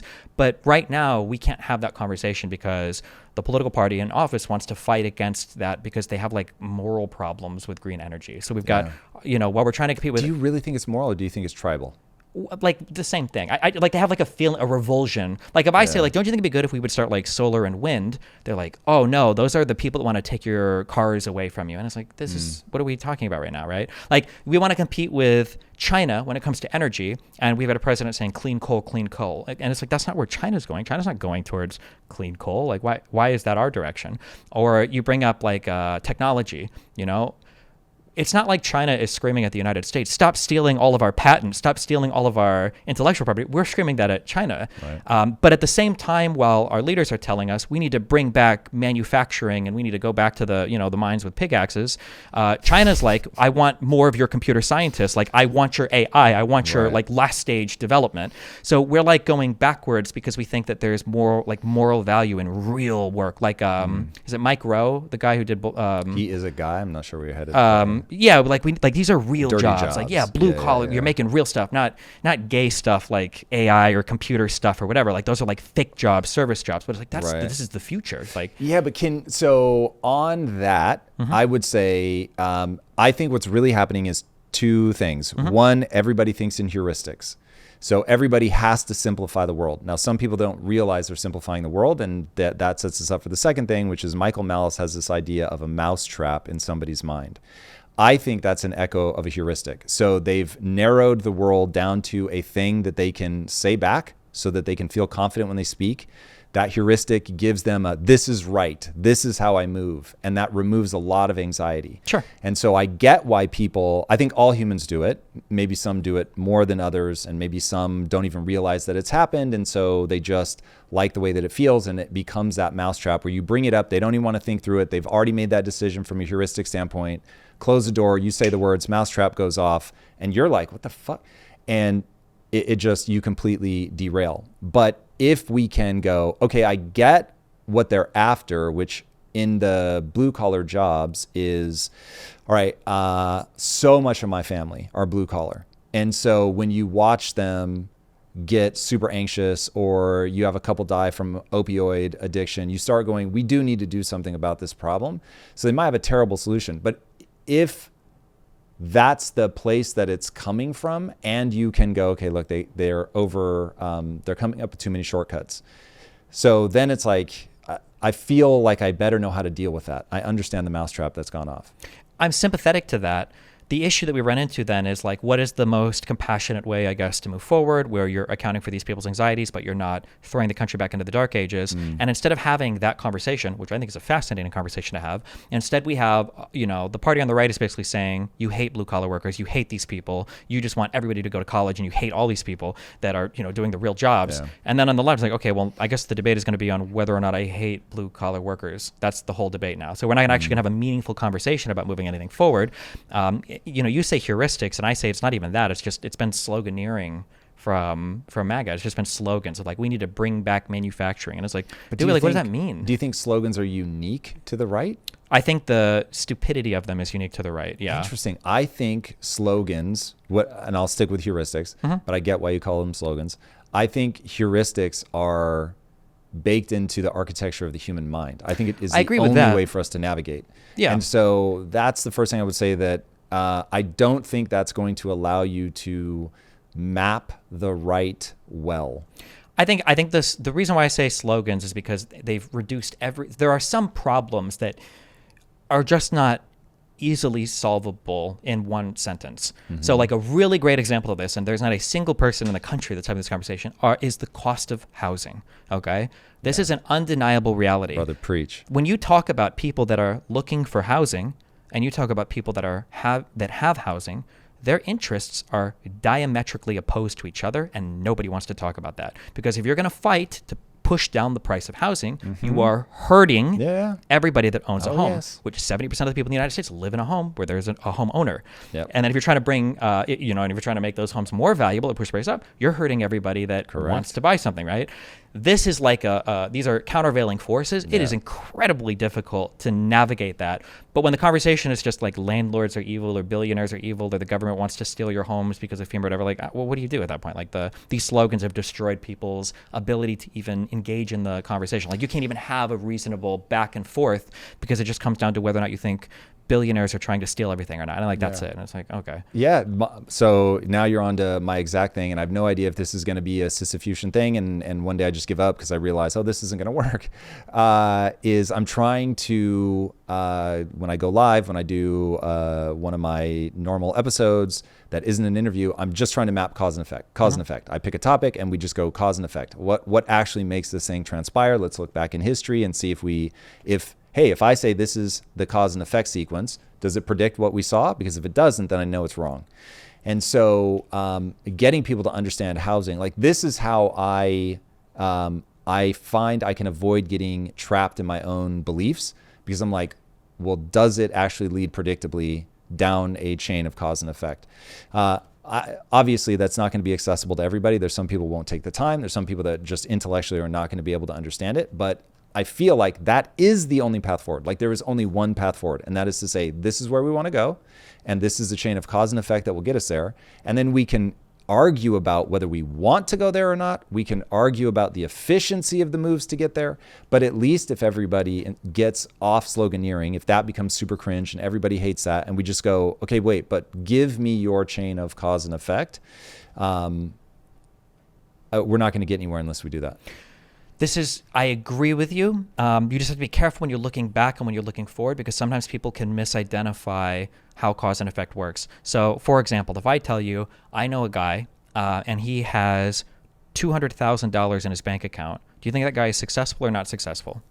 Yeah, you won't know. You have no idea, right? Because if I tell you the guy's like 85 with 20 dependents or whatever, and this is his life savings, and he's about to retire, it's like, oof. But if I tell you the kid's like 19, or if he started with $6 billion and sure, or that, or like, if I tell you didn't give it away, exactly, yeah. But if I tell you it's a kid who's like 20, 21, who's been working side jobs and saving every penny his whole life, and he's got like a six-figure bank account, it's like, yeah, this kid is doing really well. When it comes to cause and effect, people will say things like, the economy used to be better when this was happening, and like I can say that America, had a good intervention and helped a lot in winning World War I, and we didn't have to use or have nuclear weapons at all. But, why is that? Well, it's because nobody else had nuclear weapons, right? We lived in a different world. So when people say things like, well, when we were manufacturing, we were doing this or that, the economy was so much better. It's like, true, but we weren't competing with other people who were trying to figure out how to optimize AI or trying to figure out all of these service or higher level, final stage of manufacturing jobs. We were making cars in America. It wasn't like the whole world was making cars and we just made the best cars. We were like leading the industry here. Yeah, so, but I think what I hear you mapping is, there's a surface level cause and effect that you can trick yourself, but then there's actually getting down to the level of the real cause and effect. And then if you have some way to test your hypothesis way better, this is why I'm always drawn to economics, looking at history through an economic lens, and then actually saying, okay, I'm going to do that here in today, and am I winning or not financially? But in fact, let me ask directly, is cause and effect knowable to say 80-85% accuracy? As a hardcore determinist and materialist, I would say, yeah, everything is cause and effect in the universe. It's like you said, you honed in on it. You have to identify what actually is the cause and effect, because sometimes we can look at how a thing happened, and people who are successful are sometimes the worst at this. We can look at how a thing happened and say, well, that happened, so that's the cause and that's the effect. When they're, strictly speaking, they're right, but they picked a correlated thing and they didn't actually pick the reason why there was a successful cause and effect there. Like they didn't hone in on what was going on. So somebody might say, going back to my example, like when America manufactured, that, helped us lead the world in so many different things economically.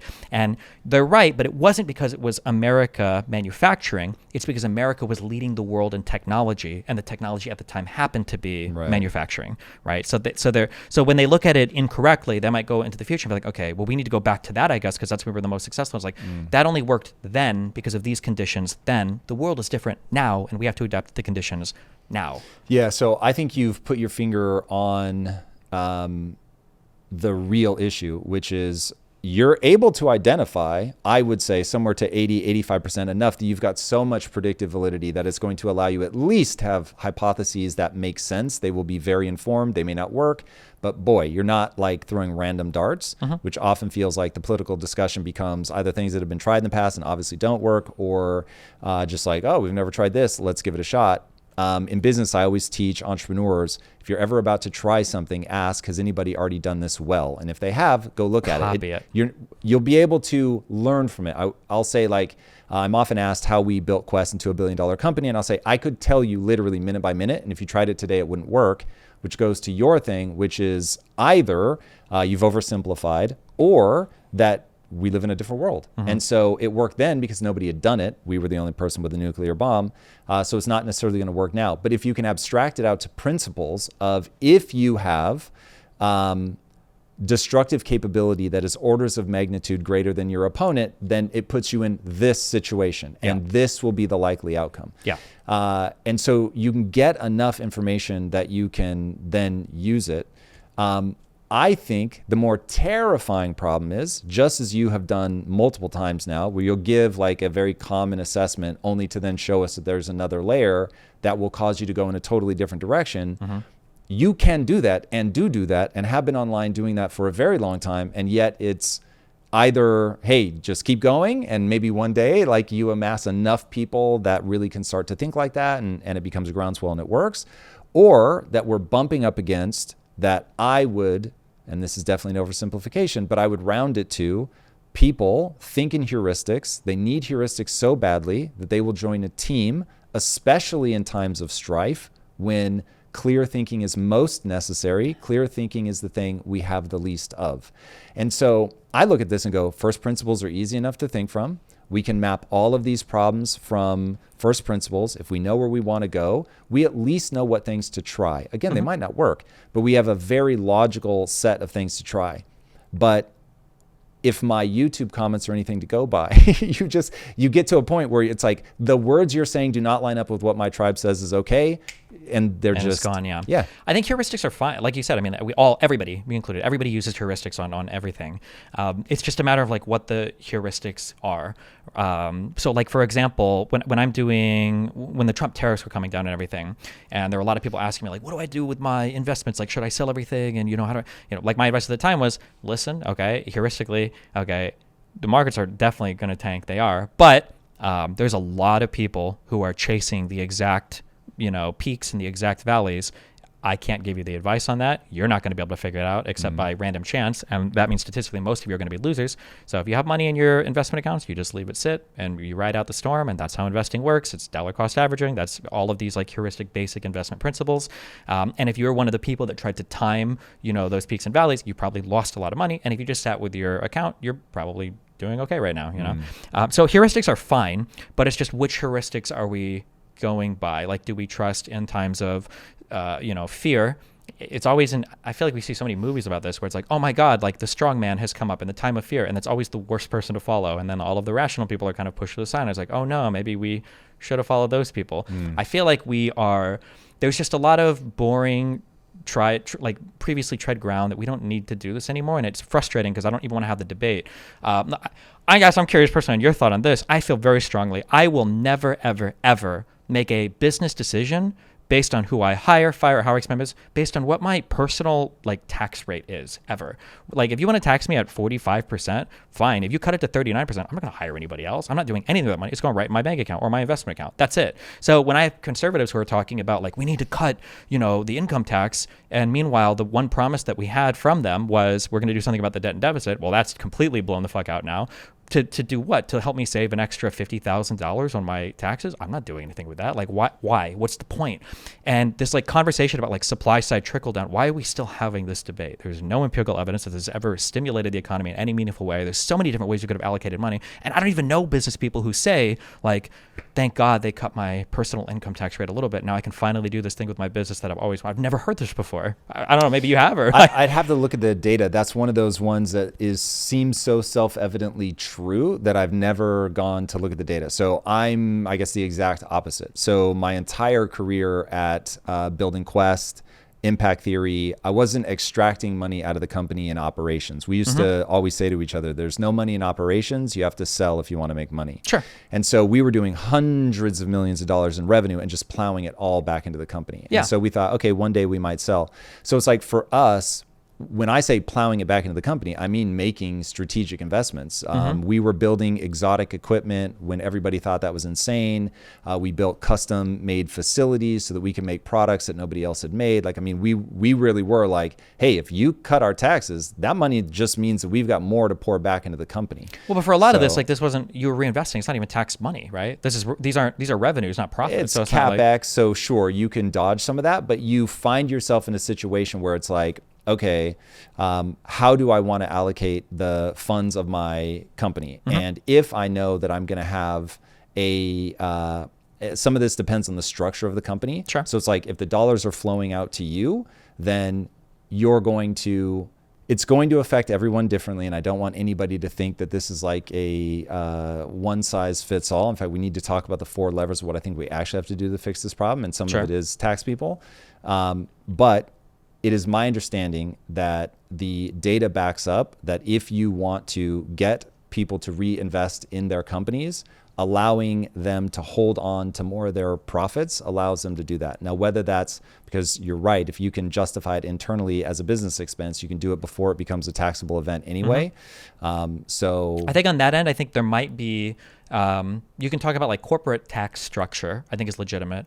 But for personal income tax, the only thing I could ever see you doing if you're dropping your personal tax brackets is incentivizing people to invest less, right? Because at some point it might be, well, if I can withdraw this money at only a, 30% hit, then screw it. Why would I reinvest in my company trying to grow it now? All of a sudden my NPV plus, what are my good future investments? It actually just makes sense to pull the money out now because I know I'm not going to get taxed on it hardly at all, versus like if you're trying to build a company, most of the reinvestment that's happening, like you said before, you guys were, and every startup is like this. You're constantly reinvesting revenue. That has nothing to do with your personal income tax bracket at all. I think I now get why the data would move in that way. If the data really does move that way, is for the very simple reason that if you make that money, the money is either going to come to you if you're pulling money out of the company. It's either going to come to you or it's going to go to the government. Now, if it comes to you, in the system that we live in, you would be a fool to put that into your bank account.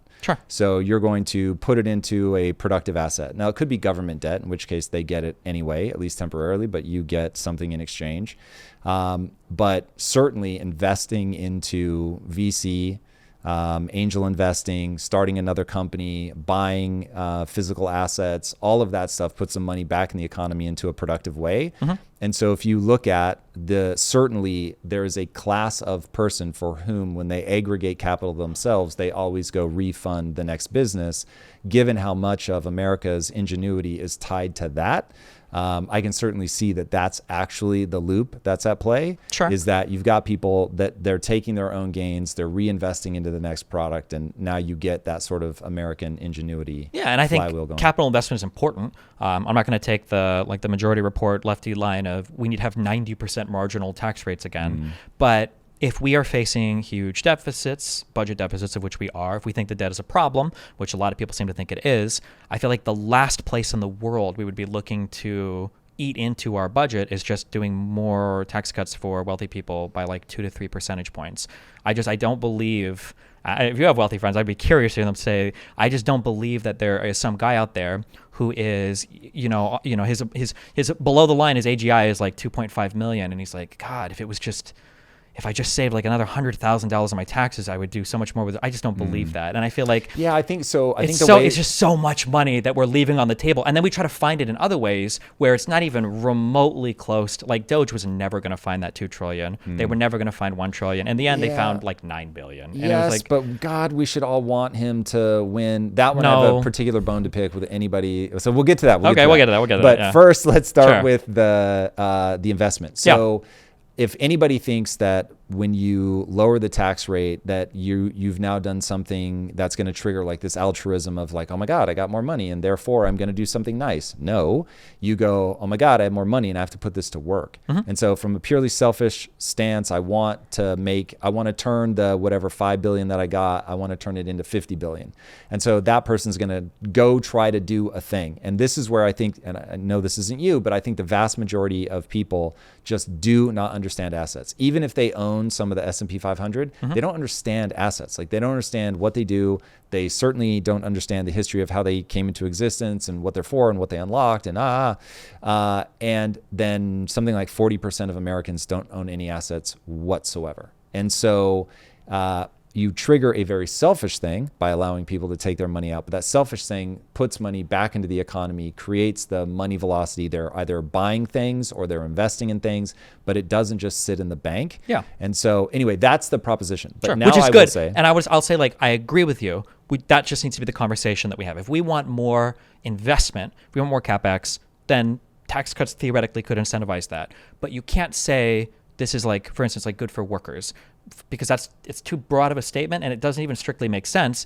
Not to sound mean, but from a business perspective, workers are always, that's a cost of doing business. Your goal is always to minimize cost. You're never arbitrarily increasing them. I heard somebody argue with you on that. I was like, what? Yeah, you have an adversarial relationship, or I shouldn't say adversarial, but like an employee's goal is I want to get as much money as I can for as little work as possible. And the boss's goal is I want to extract as much labor from you as I can while paying you as little as possible. That's an adversarial goal. If you give money to one side and not the other, the idea that these people are going to help each other is just not true. And that's the only thing. So so what you're saying, if you want to have more investment and you think that cutting taxes will get you there, that's almost certainly true because the money's not going in a bank account. But if your goal is to like help the average man and worker or whatever, and you're cutting taxes, that's just not going to happen, right? So I just wish people to have that conversation. On that one, it might be purely psychological, but cutting, like I would expect cutting taxes for the wealthy to be hotly contested, and I get why.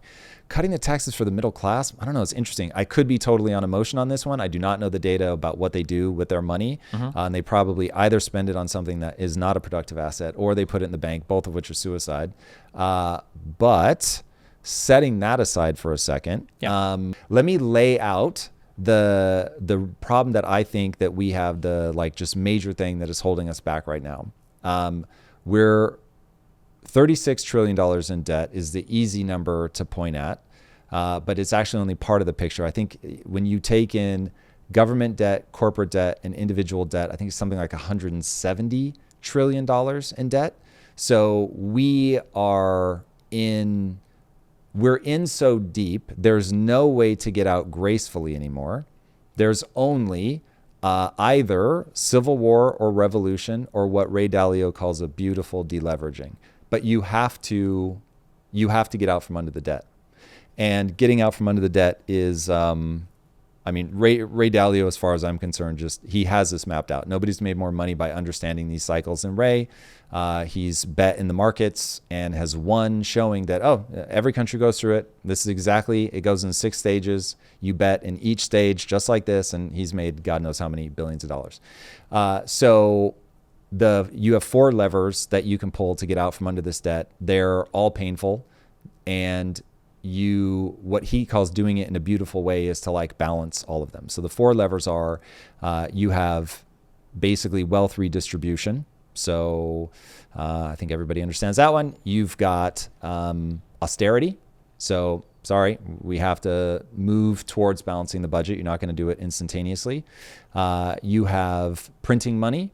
And you have debt forgiveness or debt restructuring. And that's it. Now, the problem is debt restructuring is you're just telling some people, sorry, you're not going to get paid back, or you're going to get paid back some small amount. And so that person just lost God knows how much of their wealth. So they're going to be traumatized. You have to be very careful. Obviously, wealth redistribution, getting confiscatory, makes people pretty unhappy. So you're only going to be able to do that for so long before people bail. And anybody that's read Ayn Rand, no matter how cringy you think it is, she's got her finger on something, which is there are certain people in society that make, and the only way the government has taxable revenue is if entrepreneurs build things and amazing people work for those entrepreneurs to help build those things. And that generates tax revenue, and yay. And then obviously you're going to have to raise taxes. You're not going to be able to, the only way that you could ever hope is that if you slash taxes and you see an immediate increase in GDP growth. And the odds of that happening are effectively zero. It might happen over time. And so in times of plenty, great. But in a situation like this, you're going to have to tax people more, the wealthy. You're going to have to tax the wealthy more, to be very specific. And so if I'm right about, or I should say Ray, because I am very much just repeating what he's laid out. If he is correct about that, the one thing that nobody's doing is pulling any of those levers except for money printing. All people do is money print. If Ray ever wants to have an argument, I'd love to argue with him. Yeah, please. The way that I see it is, if you want to have a serious conversation about the debt, there are a couple of very easy things that you can do first. And until people do those, it's not even worth talking about anything else, because everything else is way more exotic. Yeah. I'm sure you've had somebody who talks about, like, I need to min-max, like, what is my optimal anabolic timing window for eating after the gym? And this guy goes to the gym like once a month. And it's like, bro, you just literally go and do anything for 30 minutes a day, and then we'll talk, because everything else is a waste of time. The first thing, and this is inarguable, you have to fund your IRS. Okay. Before that happens, nothing else matters. The IRS has told us on its own that there's like 400 to 600 billion with a B dollars every single year that is legitimately owed money to the federal government that they just don't have the resources to go after. So if you're not serious about your revenue collection center, nothing else matters. Nothing else that anybody says is relevant. And I just think it's a kind of a joke. It's a mean conversation at that point. So the first thing is, whatever money is owed to the government, you have to fund the IRS to get it. That's number one. Number two is, you look at your huge impact. I'm sure in business, do you call it the 80-20 thing or something? Where like 20% of things you can do in a business have 80% of the impact. Yeah, the Pareto principle. Yeah, sure. Yeah, something like that. Focus on those first, right? There are some things you can do that have a huge impact on the budget. Okay, one is, nobody will ever do this, and we're talking about this, we need to expand our tax base in the United States. I'm sorry, but middle class and working class people don't really pay that much in taxes in the US, despite what they think. They have no concept of it. People will talk about how nice these European countries are, people on the left. If you work in one of these European countries, if you make 30, 40, 50,000 euro, pounds, whatever, a year, you pay a decent chunk of taxes. In the United States, the bottom 50%, the effective tax rate is like 1.3% because of FICA. And that's because of all our refundable tax credits, and the standard deduction is now like $20,000, I think, for America. This is huge, right? We need to expand our tax base. That's a huge revenue increase. And we probably need to bump up some of our rates, just like a couple points. Bump up what? Bump up a couple of our rates, a couple points. So those Trump tax cuts should have never been extended. It's not going to hurt anybody. You can probably bump your capital gains rate a few points. These are things that will have a very small impact across most people, and it will be massive. Hundreds of billions or trillions, depending on the time scale you're looking at. You feel like what I just said is that runs contrary to that? Not necessarily, but I'm saying, like, these are I'd say the IRS, but sure. Yeah, the idea is you have to collect more tax. Yeah, so these are the two things that need to happen first. Yep. From there, when it comes to dealing with debt and deficit, we need to have a conversation of, like, what should the debt be? It can't be zero, because that doesn't make sense, because there is some way that the United States government can productively allocate money that's more efficient than just sitting at no debt. It can't be 500% of GDP, because that's probably not sustainable. And eventually our interest payments are going to dwarf everything else we pay for in our budget. So we need to figure out what that debt should be. And that needs to be a moving target. I'm pretty sure that it would be impossible to get to 500% of GDP. What are we at? Is it 140? 98% of all countries that have gone north of 130 end in civil war. So sure, I just don't think you get there. I think the country tears itself apart first. But anyway, that's whatever. Possible, Side yeah. point. So IRS has to be funded. We have to probably bump taxes up. We need to look at, if you want to make spending cuts, then you need to be a big boy and you need to make real spending cuts, not whatever Doge does. If you want to reduce the size of, if you want to do something about Medicare, or if you want to do something about like Medicaid or the federal, like the DOD. If you want to do something about your huge line items, then let's have that conversation. You have to. There's no way around it. But right now, people want to nibble around the edges at the smallest reductions that are going to do nothing. Yeah, and then nobody really wants to talk about increasing the taxable revenue. And then there's another thing that you can do, and I don't know if it was in those 4 levers, but growing your economy will help everything. Because it's not in the 4 levers because that's not going to get. That's not like an active thing you can do to get yourself out of debt. It's a thing that you do, and if it works, holy shit, it will get you out of debt. Because as the economy grows, assuming the government budget is increasing at a lower rate than the growth of the economy, then your tax receipts and everything grow along with it, which is also good too. Yeah, for sure. And look, I think right now Trump's whole playbook is, don't worry, we're going to grow our way out of this. And I don't want to deny that that's not amazing. And God, I hope that we pull it off. And I hope that by deregulating and reducing taxes, that's exactly what helps. But these are not the playbook for getting yourself out from under $36 trillion in debt. Yeah, so I would say that the big problem that we have right now is the thing that I talked about earlier, where people they're picking positions that like morally or normatively seem like, oh my God, like I remember when we mined coal, and they think that's like good for the economy, but Trump is making some of the worst moves for getting us out of debt. So for instance, horrible. Totally agree. Depending on where you want to go, this concept of like tariffing all these other countries on the planet, one of the nice things, we kind of argued, I think we talked about this maybe the last time I talked to you, when it comes to trade deficits, is people think that if you have a trade deficit with a country, you're losing. There are things that we gain, though, by everybody in the planet holding USD. One of those things we've gained uniquely is that we can actually do a lot of debt in our country in a way that no one has before, because every country on the planet wants to buy treasury bonds. The only thing that managed to shake Trump off of his ridiculous tariff position was when those treasury yields started to increase, when it cost more for the United States government to issue debt, for the treasury to issue debt.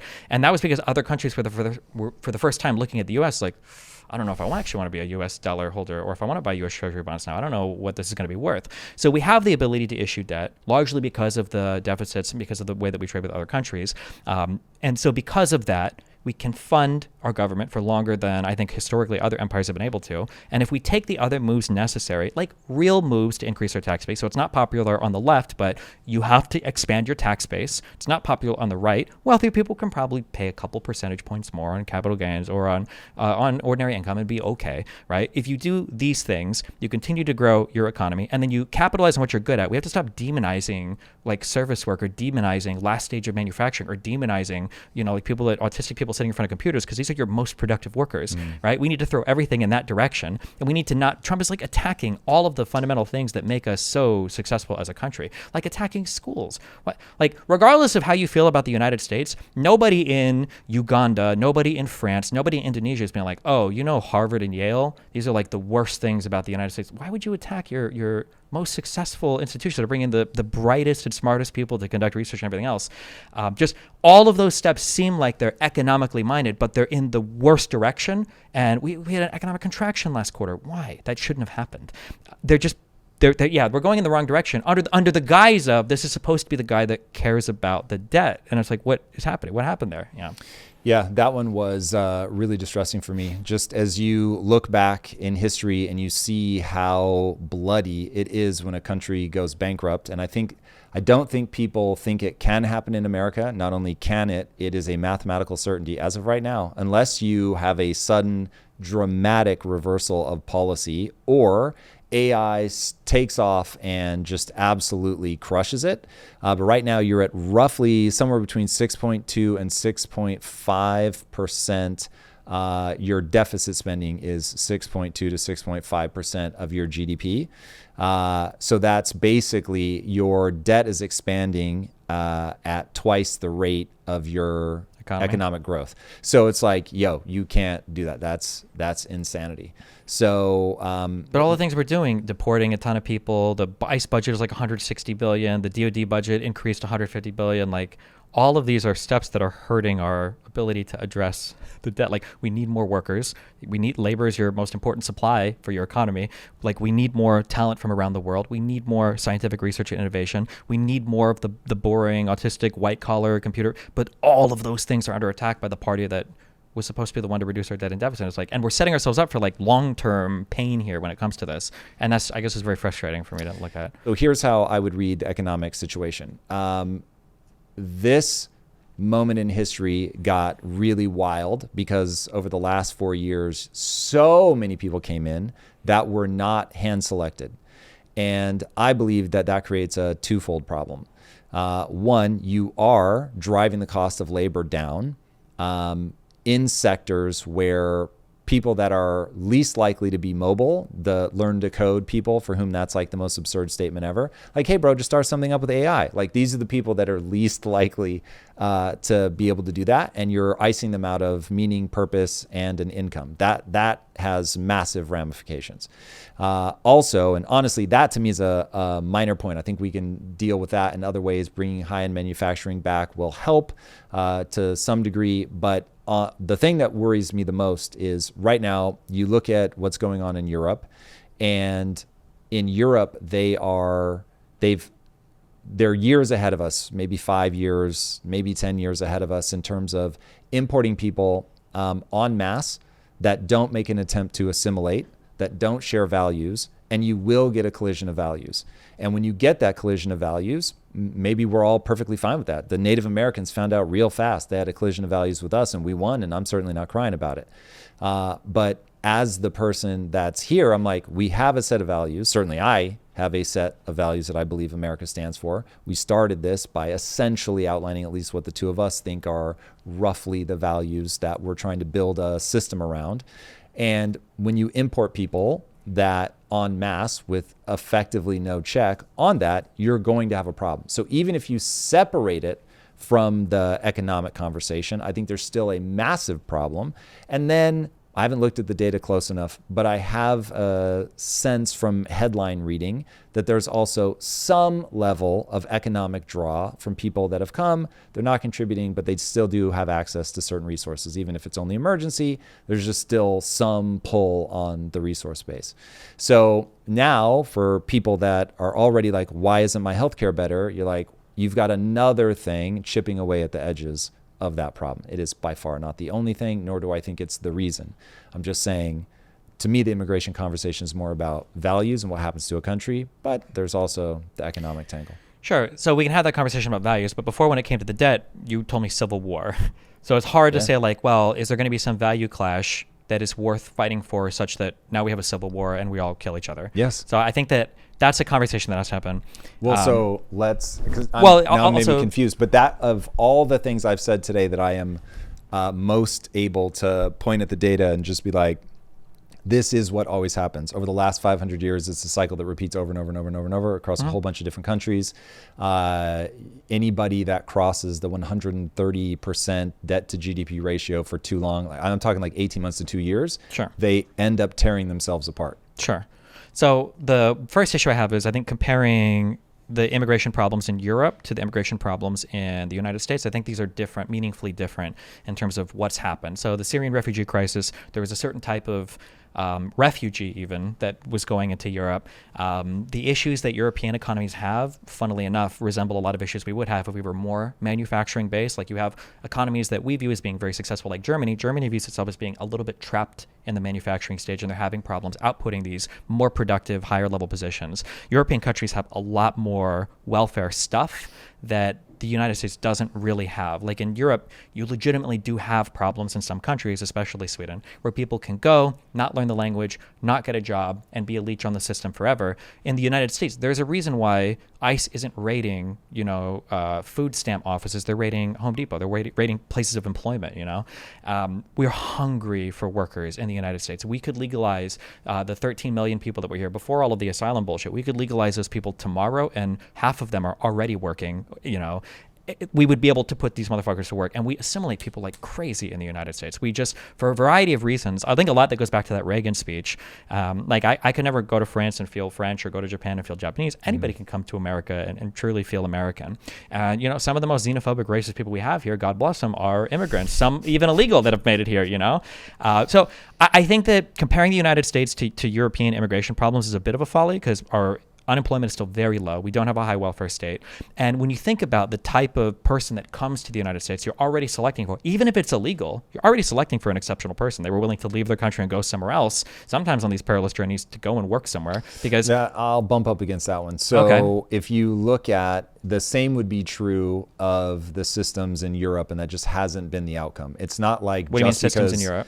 The open borders forces people to like, oh my God, I'm going to take a risk. I'm going to go do this thing. And I get there and so you would think, oh, I've just attracted somebody who's really like got their head screwed on straight. They know what they want. They're willing to go after it. They're taking that risk. But people are going to exploit whatever the system makes exploitable. Like that's just human nature. I agree with that. Those systems don't really exist in the United States. We don't have a blossoming welfare state where it's like, I'm going to go to the US and survive off welfare. That's a pretty hard. Interesting. I love that you, right now-ish, I would say but it's just emotion, it's just intuition. I've not spent time looking at this. I want to be very clear. I have a feeling that there's ways to exploit the system that we haven't even thought about. I have a feeling if I looked at it. But anyway, I don't expect that to gain any ground. But when I look at where we're going and I can feel the shift, I think the economic freak show that we live in right now has created populism in a hyper predictable way. That's pushing us, pushing younger generations, most importantly, towards something that looks like socialism. And that is a call for giving more things away, making more things available to everybody. And so one of the reasons Quest was successful was we understood a new type of marketing that we now call social marketing at the same time that the world woke up to the fact that sugar was the problem. And that's a big reason that we took off. And so I think we're about to have a very unique problem, which is populism is pushing us towards socialism right at a time where we open the borders to everybody for 4 years. And so that is not without its consequences. Now, honestly, I think we'll bounce back from this. Obama showed that you can deport people well and that you don't have to have a whole country like up in arms and fighting itself over it. I certainly don't think Trump is doing any favors to himself. There seems like a ton of political theater, like making it seem as Gestapo-like as humanly possible. The horses dumb play. marching through so fucking McCarver weird. Stupid. Stupid. Yeah, But I think that this is one, while I don't love it because I don't like the way that it makes me feel in terms of I want like America to be welcoming and all of that. And I love the identity that America has as being a nation of immigrants. But I think at this point in the history cycle, we're going to have to be way more thoughtful about immigration as snipers, finding the right people that we want to bring in that we think will both assimilate and be able to create the jobs of the future, fill the jobs of the future. Like we need to make ourselves the place that everybody wants to be, and not just open our doors and say to everybody, we're at least a little better than the country you're leaving. That's not the position we want. I don't disagree with that. I mean, Trump is attacking all of the reasons why we want people to be here, right? Attacking the visa system for shipping international students and attacking our huge universities, attacking a lot of our scientific research. We see Trump differently, and I'm certainly happy to break that down. I don't want to fuck up your flow, but... Yeah, I mean, we can get into that if you want. I'm just saying that if we want to have a realistic conversation about illegal immigration, right? I think that borders are important. I think illegal immigration is bad. I think that people should be tracked here. Like, these are all things that I can agree on. But I think, like, if I was the emperor, God emperor for 1 year, and I wanted to fix this problem in the United States in a way that, like, let's actually for real, fix this problem, it would be, here's a path to amnesty for everybody in this country. Okay, go to a fucking office, fill out your shit. Depending on how long you've been here, maybe we can, have them do a fine on their future 10 years of income if it makes some people, feel good about themselves. Whatever. Here's a path to amnesty. If you've fucked up too much, so felonies, big misdemeanors, whatever, maybe they get the boot, and then from there you crank up finder's fees or rewards and then punishments on people that are here legally. If you have a path to amnesty, it's relatively easy to take that path. There's not the 30-year fucking wait list that there is right now to immigrate here from some countries. If you figure all that out, okay, so amnesty, 10, 15 million people, huge rewards, big punishments for kicking people out that are here legally, and then you start from there, I think that's like a reasonable path forward to figuring out the problem. And then we don't have to think about it and talk about it, and now the people that are here legally can be tracked. We'll know if they're committing crimes, they're paying taxes, in a more legal manner, and then we move on to the next thing. This we're going to deport 20 million people is delusional. It's a waste of fucking time. No matter what you care about, it's bad unless you just like the cruelty on TV, because it's not helping your economy. It's not helping the government budget. It's not helping people trust the government more. And it's not fixing any of the problems of culture clash or anything else, because it's making people even more resentful.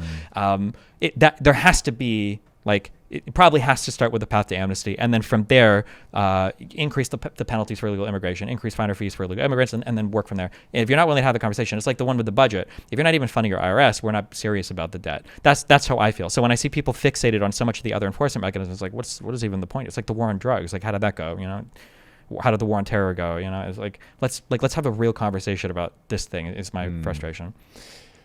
Okay, so that seems like a perfectly reasonable plan. I like somebody that can look at it and just, these are the outcomes that I would expect to get from something like that. We're not wasting time with political theater, Humvees and horses. Like I'll predict, like right now, and I'll be right, in 4 years, we're not meaningfully deporting any number of people from this country. We are wasting money on ICE. That budget has been increased to the size of the 17th largest military in the world. Do you think they stopped doing it because it's so unpopular? It's just hard. It's a lot of resources and money. And there's a lot of people that are invested in it not happening. If you're a landlord, you've got like 7 people that rent in your building and they don't cause trouble, whatever, and they work, you don't want those people kicked out. The job that employs them doesn't want these people kicked out. Like what? Like you're hurting everybody involved in this transaction. Like it's just a lot of money and a lot of work and a lot of theater. Why do you think people are so pro boot the illegals? Because if it's a feel-good message that you don't have to think about it, it's just like a nice, like, this is a person I can blame for my problems, and then we can kick them out. Like when you have people in Pennsylvania that are obsessed about illegal immigration, clearly there's some disconnect from reality there. Like I think it's pointing to something very simple, which is, you mentioned earlier the unemployment rate. I always get a little like the hairs on the back of my neck stand up when people talk about the unemployment rate, because I want to know how many people have checked out, how many people would normally be considered looking for work and they've just decided I'm out. I mean, those numbers are all tracked. You can find it. We talk about the unemployment rate. That's the ordinary one, is the U3 unemployment. There's U6 unemployment, which includes, I think, discouraged workers, and you've got labor force participation rate. All these numbers are about where you'd expect them to be. It's not like there's been this huge divergence from the U3 and like the U5 and the U6, or like the U3, and labor force participation has changed a little bit, but that's because a lot of people have like legitimately retired because our population is aging. So if I look at the numbers you're saying, it's going to be same as it ever was. U3, we don't U6, have a unique. We don't. That's a lie. Sometimes people will give this as a truism, like you don't know the real unemployment rate because you don't know how many, because U3 doesn't include, they'll say unemployment rate doesn't include discouraged workers. We have other numbers that track that, but there's a reason why we don't use those. But there's no meaningful increase in divergence from where they've been. Interesting, man. I'm very surprised. Sure. Total intuition. So, hey, it is what it is, but that's interesting. Okay. So then I'll chalk that up to, let me do a quick layout of my economic thesis about why I think people feel the way that they feel. And if that one is just people feeling emotional, I wouldn't be too surprised. Okay, so the economy has physics. And once you understand the physics of the economy, it becomes very easy to understand why people are so pissed off right now. The way that the economy works is we have a total fiat system. Every dollar that comes into existence comes in as interest-bearing debt. It didn't exist, and then it magically exists based on a semi-private company known as the Federal Reserve.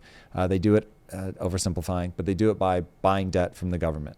And so government issues debt, they buy it up. They try to sell it to citizens first, but if they can't, then buyer of last resort, as is known. And when they do that, they're making money out of thin air. The banking system does the same thing. Right now, they are not legally required to keep even a penny of every dollar that they intake. So if they intake $100, they can loan out $100.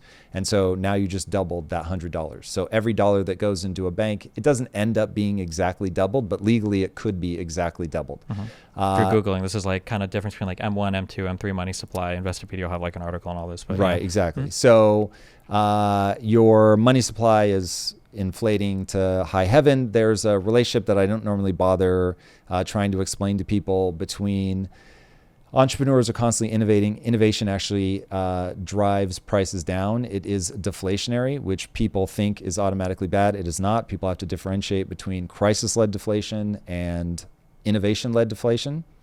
The government simply money prints over the innovation-led deflation so that you never realize that it's happening, so that 2% is actually more than it would otherwise be. I will say very quickly, some people don't realize this. When innovation drives cost down, it kind of does, but it kind of doesn't, because consumer standard of living doesn't buy things cheaper They just buy more of the thing. So for instance, innovation has absolutely driven down the cost of manufacturing Game Boys. But when the cost of manufacturing a Game Boy gets cheap enough, people want a Game Boy Advance. Right. Or the cost of manufacturing a PS4 gets cheap enough, people want a PS5. So innovation will drive those costs down. Insulin is a really great example that everybody cries about now. If you want to go buy that cheap bullshit pig insulin, you can go to Walmart and buy it. You're probably going to die using it.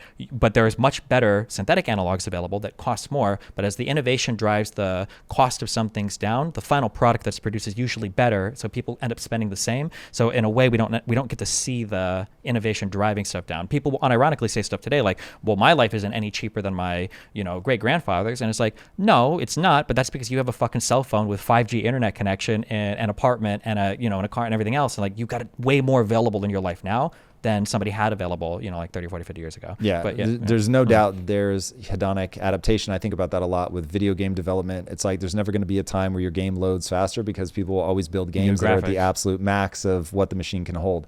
Having said that, though, you can now get a PlayStation 1 for, like pennies on the dollar. You can get emulators and all that stuff. So the reason that the Fed can't just go 2% is the target and nail it is because there is this complex interplay between the innovation, where there is going to be a time where it's just getting cheaper and cheaper and cheaper before they build the next thing, always and forever, but they're still going to inflate and eat up all of that. Now, the reason I don't normally go into that is because it is so complex and it's hard to tell, like, where are we getting benefit? Where did we just add more features? So on and so forth. But anyway, there's a complex interplay. But because you have a fiat money system, the only way to pay your debt is to print more money. Every dollar that you print inflates the money supply. Close enough. That is very much a heuristic, but and then just the counterbalance to that is inflating the money supply versus also like having a growing economy, right? We don't want to have. It's not that inflating is necessarily bad. It's a balance of... No, inflating is bad. Full stop, period, end of story. Okay. Inflation... When you say full stop, period, end of story, just to be clear, every single central bank and every single major economist on the planet disagrees, and no country has ran successfully on a 0% inflation policy. That's ever. false. So who has? You're saying who's doing it now. No one's doing it now, but we didn't, from a historical standpoint, the reason that you would make the trade-off, because it's very much a trade-off. If you have a hard money system, it becomes very hard to smooth out the lumps in the system. So when something breaks, you are fucked. Sure, like Great Depression and everything, right? Right. The government can't come in and be like, it's fine. You really all do have your money. It's a psychological game because they are just still stealing money and spreading it around. But it does have a huge psychological W. And that's why people need to understand it. While I will argue that from a moral perspective, people should have a hard currency option that they can completely divorce themselves out of the fiat system and then force the fiat system to compete with the hard money system. But anyway, I don't expect to get anywhere on that. I know that that's like a big one. But I really think that there is a moral argument to be made for hard money. Okay. Anyway. You can buy gold now if you want. You can always trade it back to USD before you buy things, right? You can, but it's been seized historically, and gold doesn't inflate a lot, but it inflates by about 2% a year. So how can gold inflate? Because more is being dug out? Or? Yeah. Like metal inflation, this is part of the discovery of the New World, technically Mexico. But when they discovered Mexico, they flooded Spain with gold, and it was wildly inflationary. So anyway, gold is better than your alternatives. I don't want to overpitch crypto, but that's like the promise of Bitcoin is that it's truly uninflatable. Okay. But it's also assailed, and it has its own problems. But anyway, I'm trying to lay all that out so that people understand you're in a fiat system because every dollar that's created has a debt obligation. If you print $1 trillion, you owe $1,050 billion, if 5%. So how are you going to pay back the 50 billion? It doesn't exist. And so now you have a system where you're forced to print more money, and the bank has no cost of goods, the central bank that makes the money. So they have every incentive to want to put more money into the system because they make the interest. Now, it also creates a system where they're loaning you money and they don't care if you ever pay back the principal. They had no cost in the principal. All they care about is the interest payments. And so they'll milk that for as long as they can until the system effectively collapses, which is exactly what you see. You see these 6 cycles where in the beginning, governments are very judicious with their debt. They're very cautious. It grows like crazy. You were talking earlier, you don't want zero debt. That's true. So if you could stay in that phase 1 and be judicious with your debt, you'd be fine. But nobody ever does. Literally in the last 500 years, every single country ever has started going crazy like we're doing, where they just start printing a little bit more, a little bit more, a little bit more. You can look at the graphs. They're just absolutely bananas. And so when you do that, all of a sudden you have inflation, and the inflation hurts.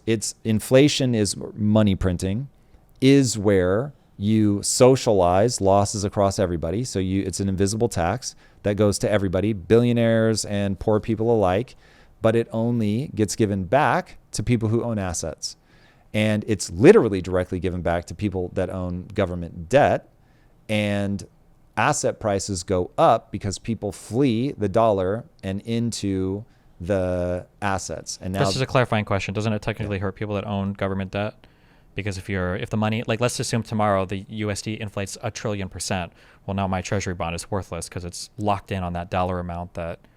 That's very fair in the sense that anybody that owns like treasury bonds, government debt, like it's denominated in dollars, and so that's going to go down in value. What I mean that it helps them is they do it specifically to stop the bond market from collapsing. So instead of you losing your money, you're now like, hey, I'm protected. I know that the government is never going to default on it. This is how it becomes known as the risk-free rate of return. Sure. Now you accept that if your interest rate doesn't match the inflation rate, then you actually are losing. It's what they talk about when it's negative real yields. And so yes, if you're in a negative real yield situation, you're in a bad situation.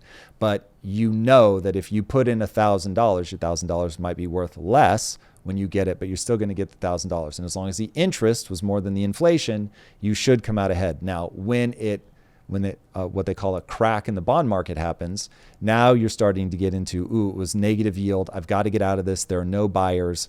And that's where you find yourself in trouble. That's when the government starts seizing wealth because they realize they can't raise funds through government debt anymore. And given that this is all a house of cards, it's just complete chaos. Okay. I feel like negative yield is not the worst thing in the world. What you're really trying to beat is just holding on to dollars, right? So if I buy a treasury bond and the printed, bond is 2 or 3% return and the inflation ends up being higher, I've lost money, but it's still not as bad as just holding on to raw USD, right? Correct, because you're getting paid an interest payment, but really what you're trying to hold on to is purchasing power. And sure. So, but generally investments are done when you're buying bonds, it's because I imagine it's because your risk profile is such that you don't want to embark on any level of volatility. You need some kind of like guaranteed risk, free rate of return or something. But an ordinary person, I'm going to guess you probably don't own much in bonds, right? I own a ton of bonds. Oh, but why? Now for the first time ever, I'm starting to pull all my money out of bonds because I don't trust that over the next 10 years, the government will actually be able to pay. What's the incentive to buy bonds versus just like ETFs or any broad market or even VT? So I have all of that as well. My thing is that I am extremely risk averse because I've already made my money. So oh, sure. Okay. Well, in that case, then it still fits, right? So you're buying bonds because you don't need to make any more money and you just want to park it in a place that's like relatively safe. I've got some that's risk-free. Sure. I've got some that's risk-free. I've got some that's sort of medium risk. I have a lot tied up in my own company that's my ultra high risk investments. But I am in a just much more defensive phase of my life because I've generated wealth. Sure. Can I ask a question? I'm just curious because I always hear this given as like these hard rules of inflation is always bad, money printing is always bad, this is suboptimal. Yep. Why is it that no other country on the planet seems to be pursuing that supposedly obviously superior fiscal strategy of just having like a hard currency that has no central banking manipulation involved? Because of human psychology. So there are trade-offs on both sides. So when you print money, you guarantee that ultimately your country's going to go bankrupt. Again, only one country, Japan, has avoided the fate. So they've climbed over 130% and been able to stay there because of unique cultural reasons to Japan. I'll be interested to see if that holds now that the Japan carry trade has fallen, or the yen carry trade has fallen apart, or is cracking, I should say. So don't know what Japan's future is. They may have run out of time and they may fall into that bucket, but I'm optimistic that they won't. Okay, so why do they do this? And I think we ended up bumping over this last time. So the reason that people would choose to do a fiat money scenario is if you did a fiat money scenario and you just stayed in phase one, you'd be great.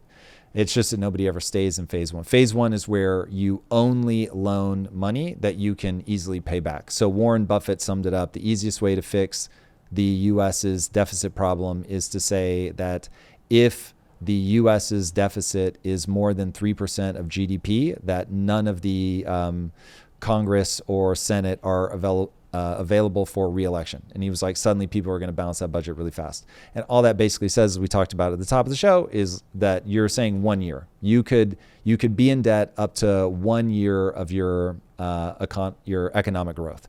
So economy grows roughly on a long enough timeline by 2 to 3%. So cool, 3%. And everybody does it because it allows people to get elected. And once you have fiat money, and you can create the illusion that everything is fine. Hey, your bank just collapsed. No worries. We've still got all your money for you. The stock market crashed. Don't worry. Like, you're going to be fine. It was about to ripple out to the banks, but we stopped it, and all the banks are backstopped. There's no run on the bank. You're all good. But if they're doing all of that by money printing, everybody's dollar buys less, and you still feel okay though. And so you can take in tax a lot more from people that way than you can by just openly saying, I'm going to have to tax you. And so what ends up happening is, because they can do that, because the economy is so difficult to get right, they will keep borrowing and borrowing and borrowing, which they are structurally, they must, because the only way to pay back that debt, remember, because only $1 trillion came into existence, but $1.05 trillion was owed. So it's like all the incentives are there. So they just keep borrowing to service the previous debt that they took on. And it then gets totally out of hand. People's purchasing power is going down. And so now you find yourself in a moment like today where young people are freaking out because they can't afford a house. Now, why can't they afford a house? Partly because of regulation. We're just not letting people make enough, because of what you were talking about with NIMBYism, where it's like, well, I don't want my property value to go down. I don't even want it to stay still. I want my property value to go up. That's the promise. And so we over tighten the ability to build, rent controls, things like that. But the real one is asset prices go up as you money print. And so it just makes things out of reach. Now, I think homes fall into a unique category, which is it's the only asset that the average person understands intuitively. You don't have to explain it to them. They know, I'm going to buy a house, because you can live inside of it. Hard to live inside of a piece of art, hard to live inside your crypto, hard to live inside your stocks and bonds, but you can actually live inside your house. And so people get that one. So once they become out of reach, that's how 40% end up not owning any assets, which means the poorest among us are going to be the least likely to own assets, which means they're the most likely to get destroyed by inflation. And that creates populism, because it creates this runaway inequality. It drives the rich richer and the poor poorer. We could do a whole episode on fighting, I guess, on macro econ stuff. Yeah, please. Because if there's something I'm missing, I actually want to know. Like, I'm not trying to win. So if you see something here that I'm missing, I really want to know. Sure. I would have to read up a lot more on this. Fair, man. I hope you do. Yeah. Look, you're so sharp at this stuff, because can I ask one thing? Yeah, why, please. so like right now, couldn't we theoretically pay off the debt completely without having to lend more money? You wouldn't be able to in the system that we have, because there isn't enough money. So you have a system that guarantees you'll never be debt free. That's not even on the table. Because the money doesn't exist. So every dollar that comes into existence as interest bearing debt. You will always need to print more money to pay the interest. Okay, so walk me through. But you could let's keep that in a reasonable level. Let's say that the government were to run a budget surplus for the next 15 years or whatever of whatever it would have to be. It would have to be like $1 trillion or something. But like, let's say they were to run this massive budget surplus. As the government collects money, it doesn't pay it back out in the form of whatever bullshit. So like if we pay off the debt. Basically, yeah. Because the government is because as treasury bonds expire, and then they're not issuing more bonds to people because they don't have to like borrow anymore. If we paid off every dollar in debt, how many dollars would exist? Well, explain why dollars wouldn't continue to circulate to some extent. They would be zero. Every dollar in existence came into existence as interest-bearing debt. So is the maximum amount of like USD that is in circulation in the world is less than $35 trillion or whatever? 36, yeah, correct. So, well, that actually might not be correct. It's every dollar owed is more than every dollar in existence. Sure. That's the right way to say it. Okay.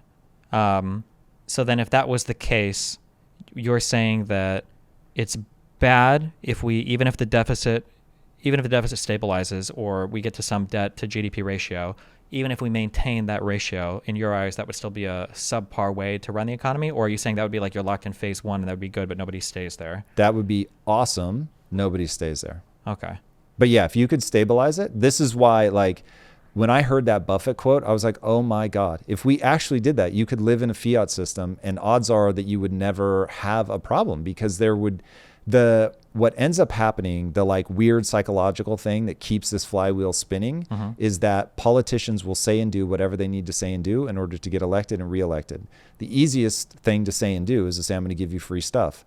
And so once they say, I'm going to give you free stuff, they're saying, I'm going to money print. So like when Trump sent out the tweet that was like, hey, to all those fiscal conservatives, of which I am one, remember, we have to get reelected. Don't go too crazy. And I was out of my mind angry. I was like, what the actual fuck? Like, this is the problem, that you're like, yeah, we're going to make promises to you guys that we're going to make sure that people get their free stuff. And in a populist moment, everybody is fighting. I just want my piece of the pie. I get it. Yeah, whatever. It's all corrupt. Who the fuck cares? Just give me my piece.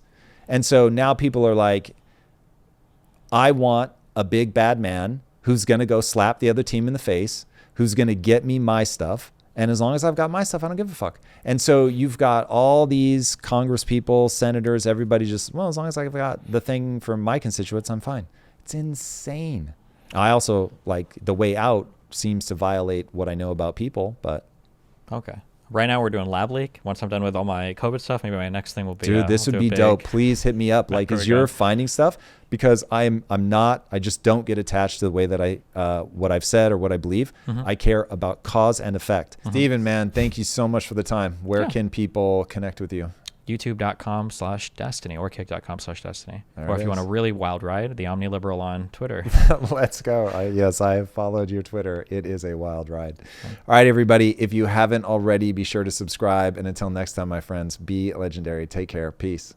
If you like this conversation, check out this episode to learn more. Jeffrey Epstein's story was never about sex. It was an illusion. Like the dress, some see as blue and others see as gold.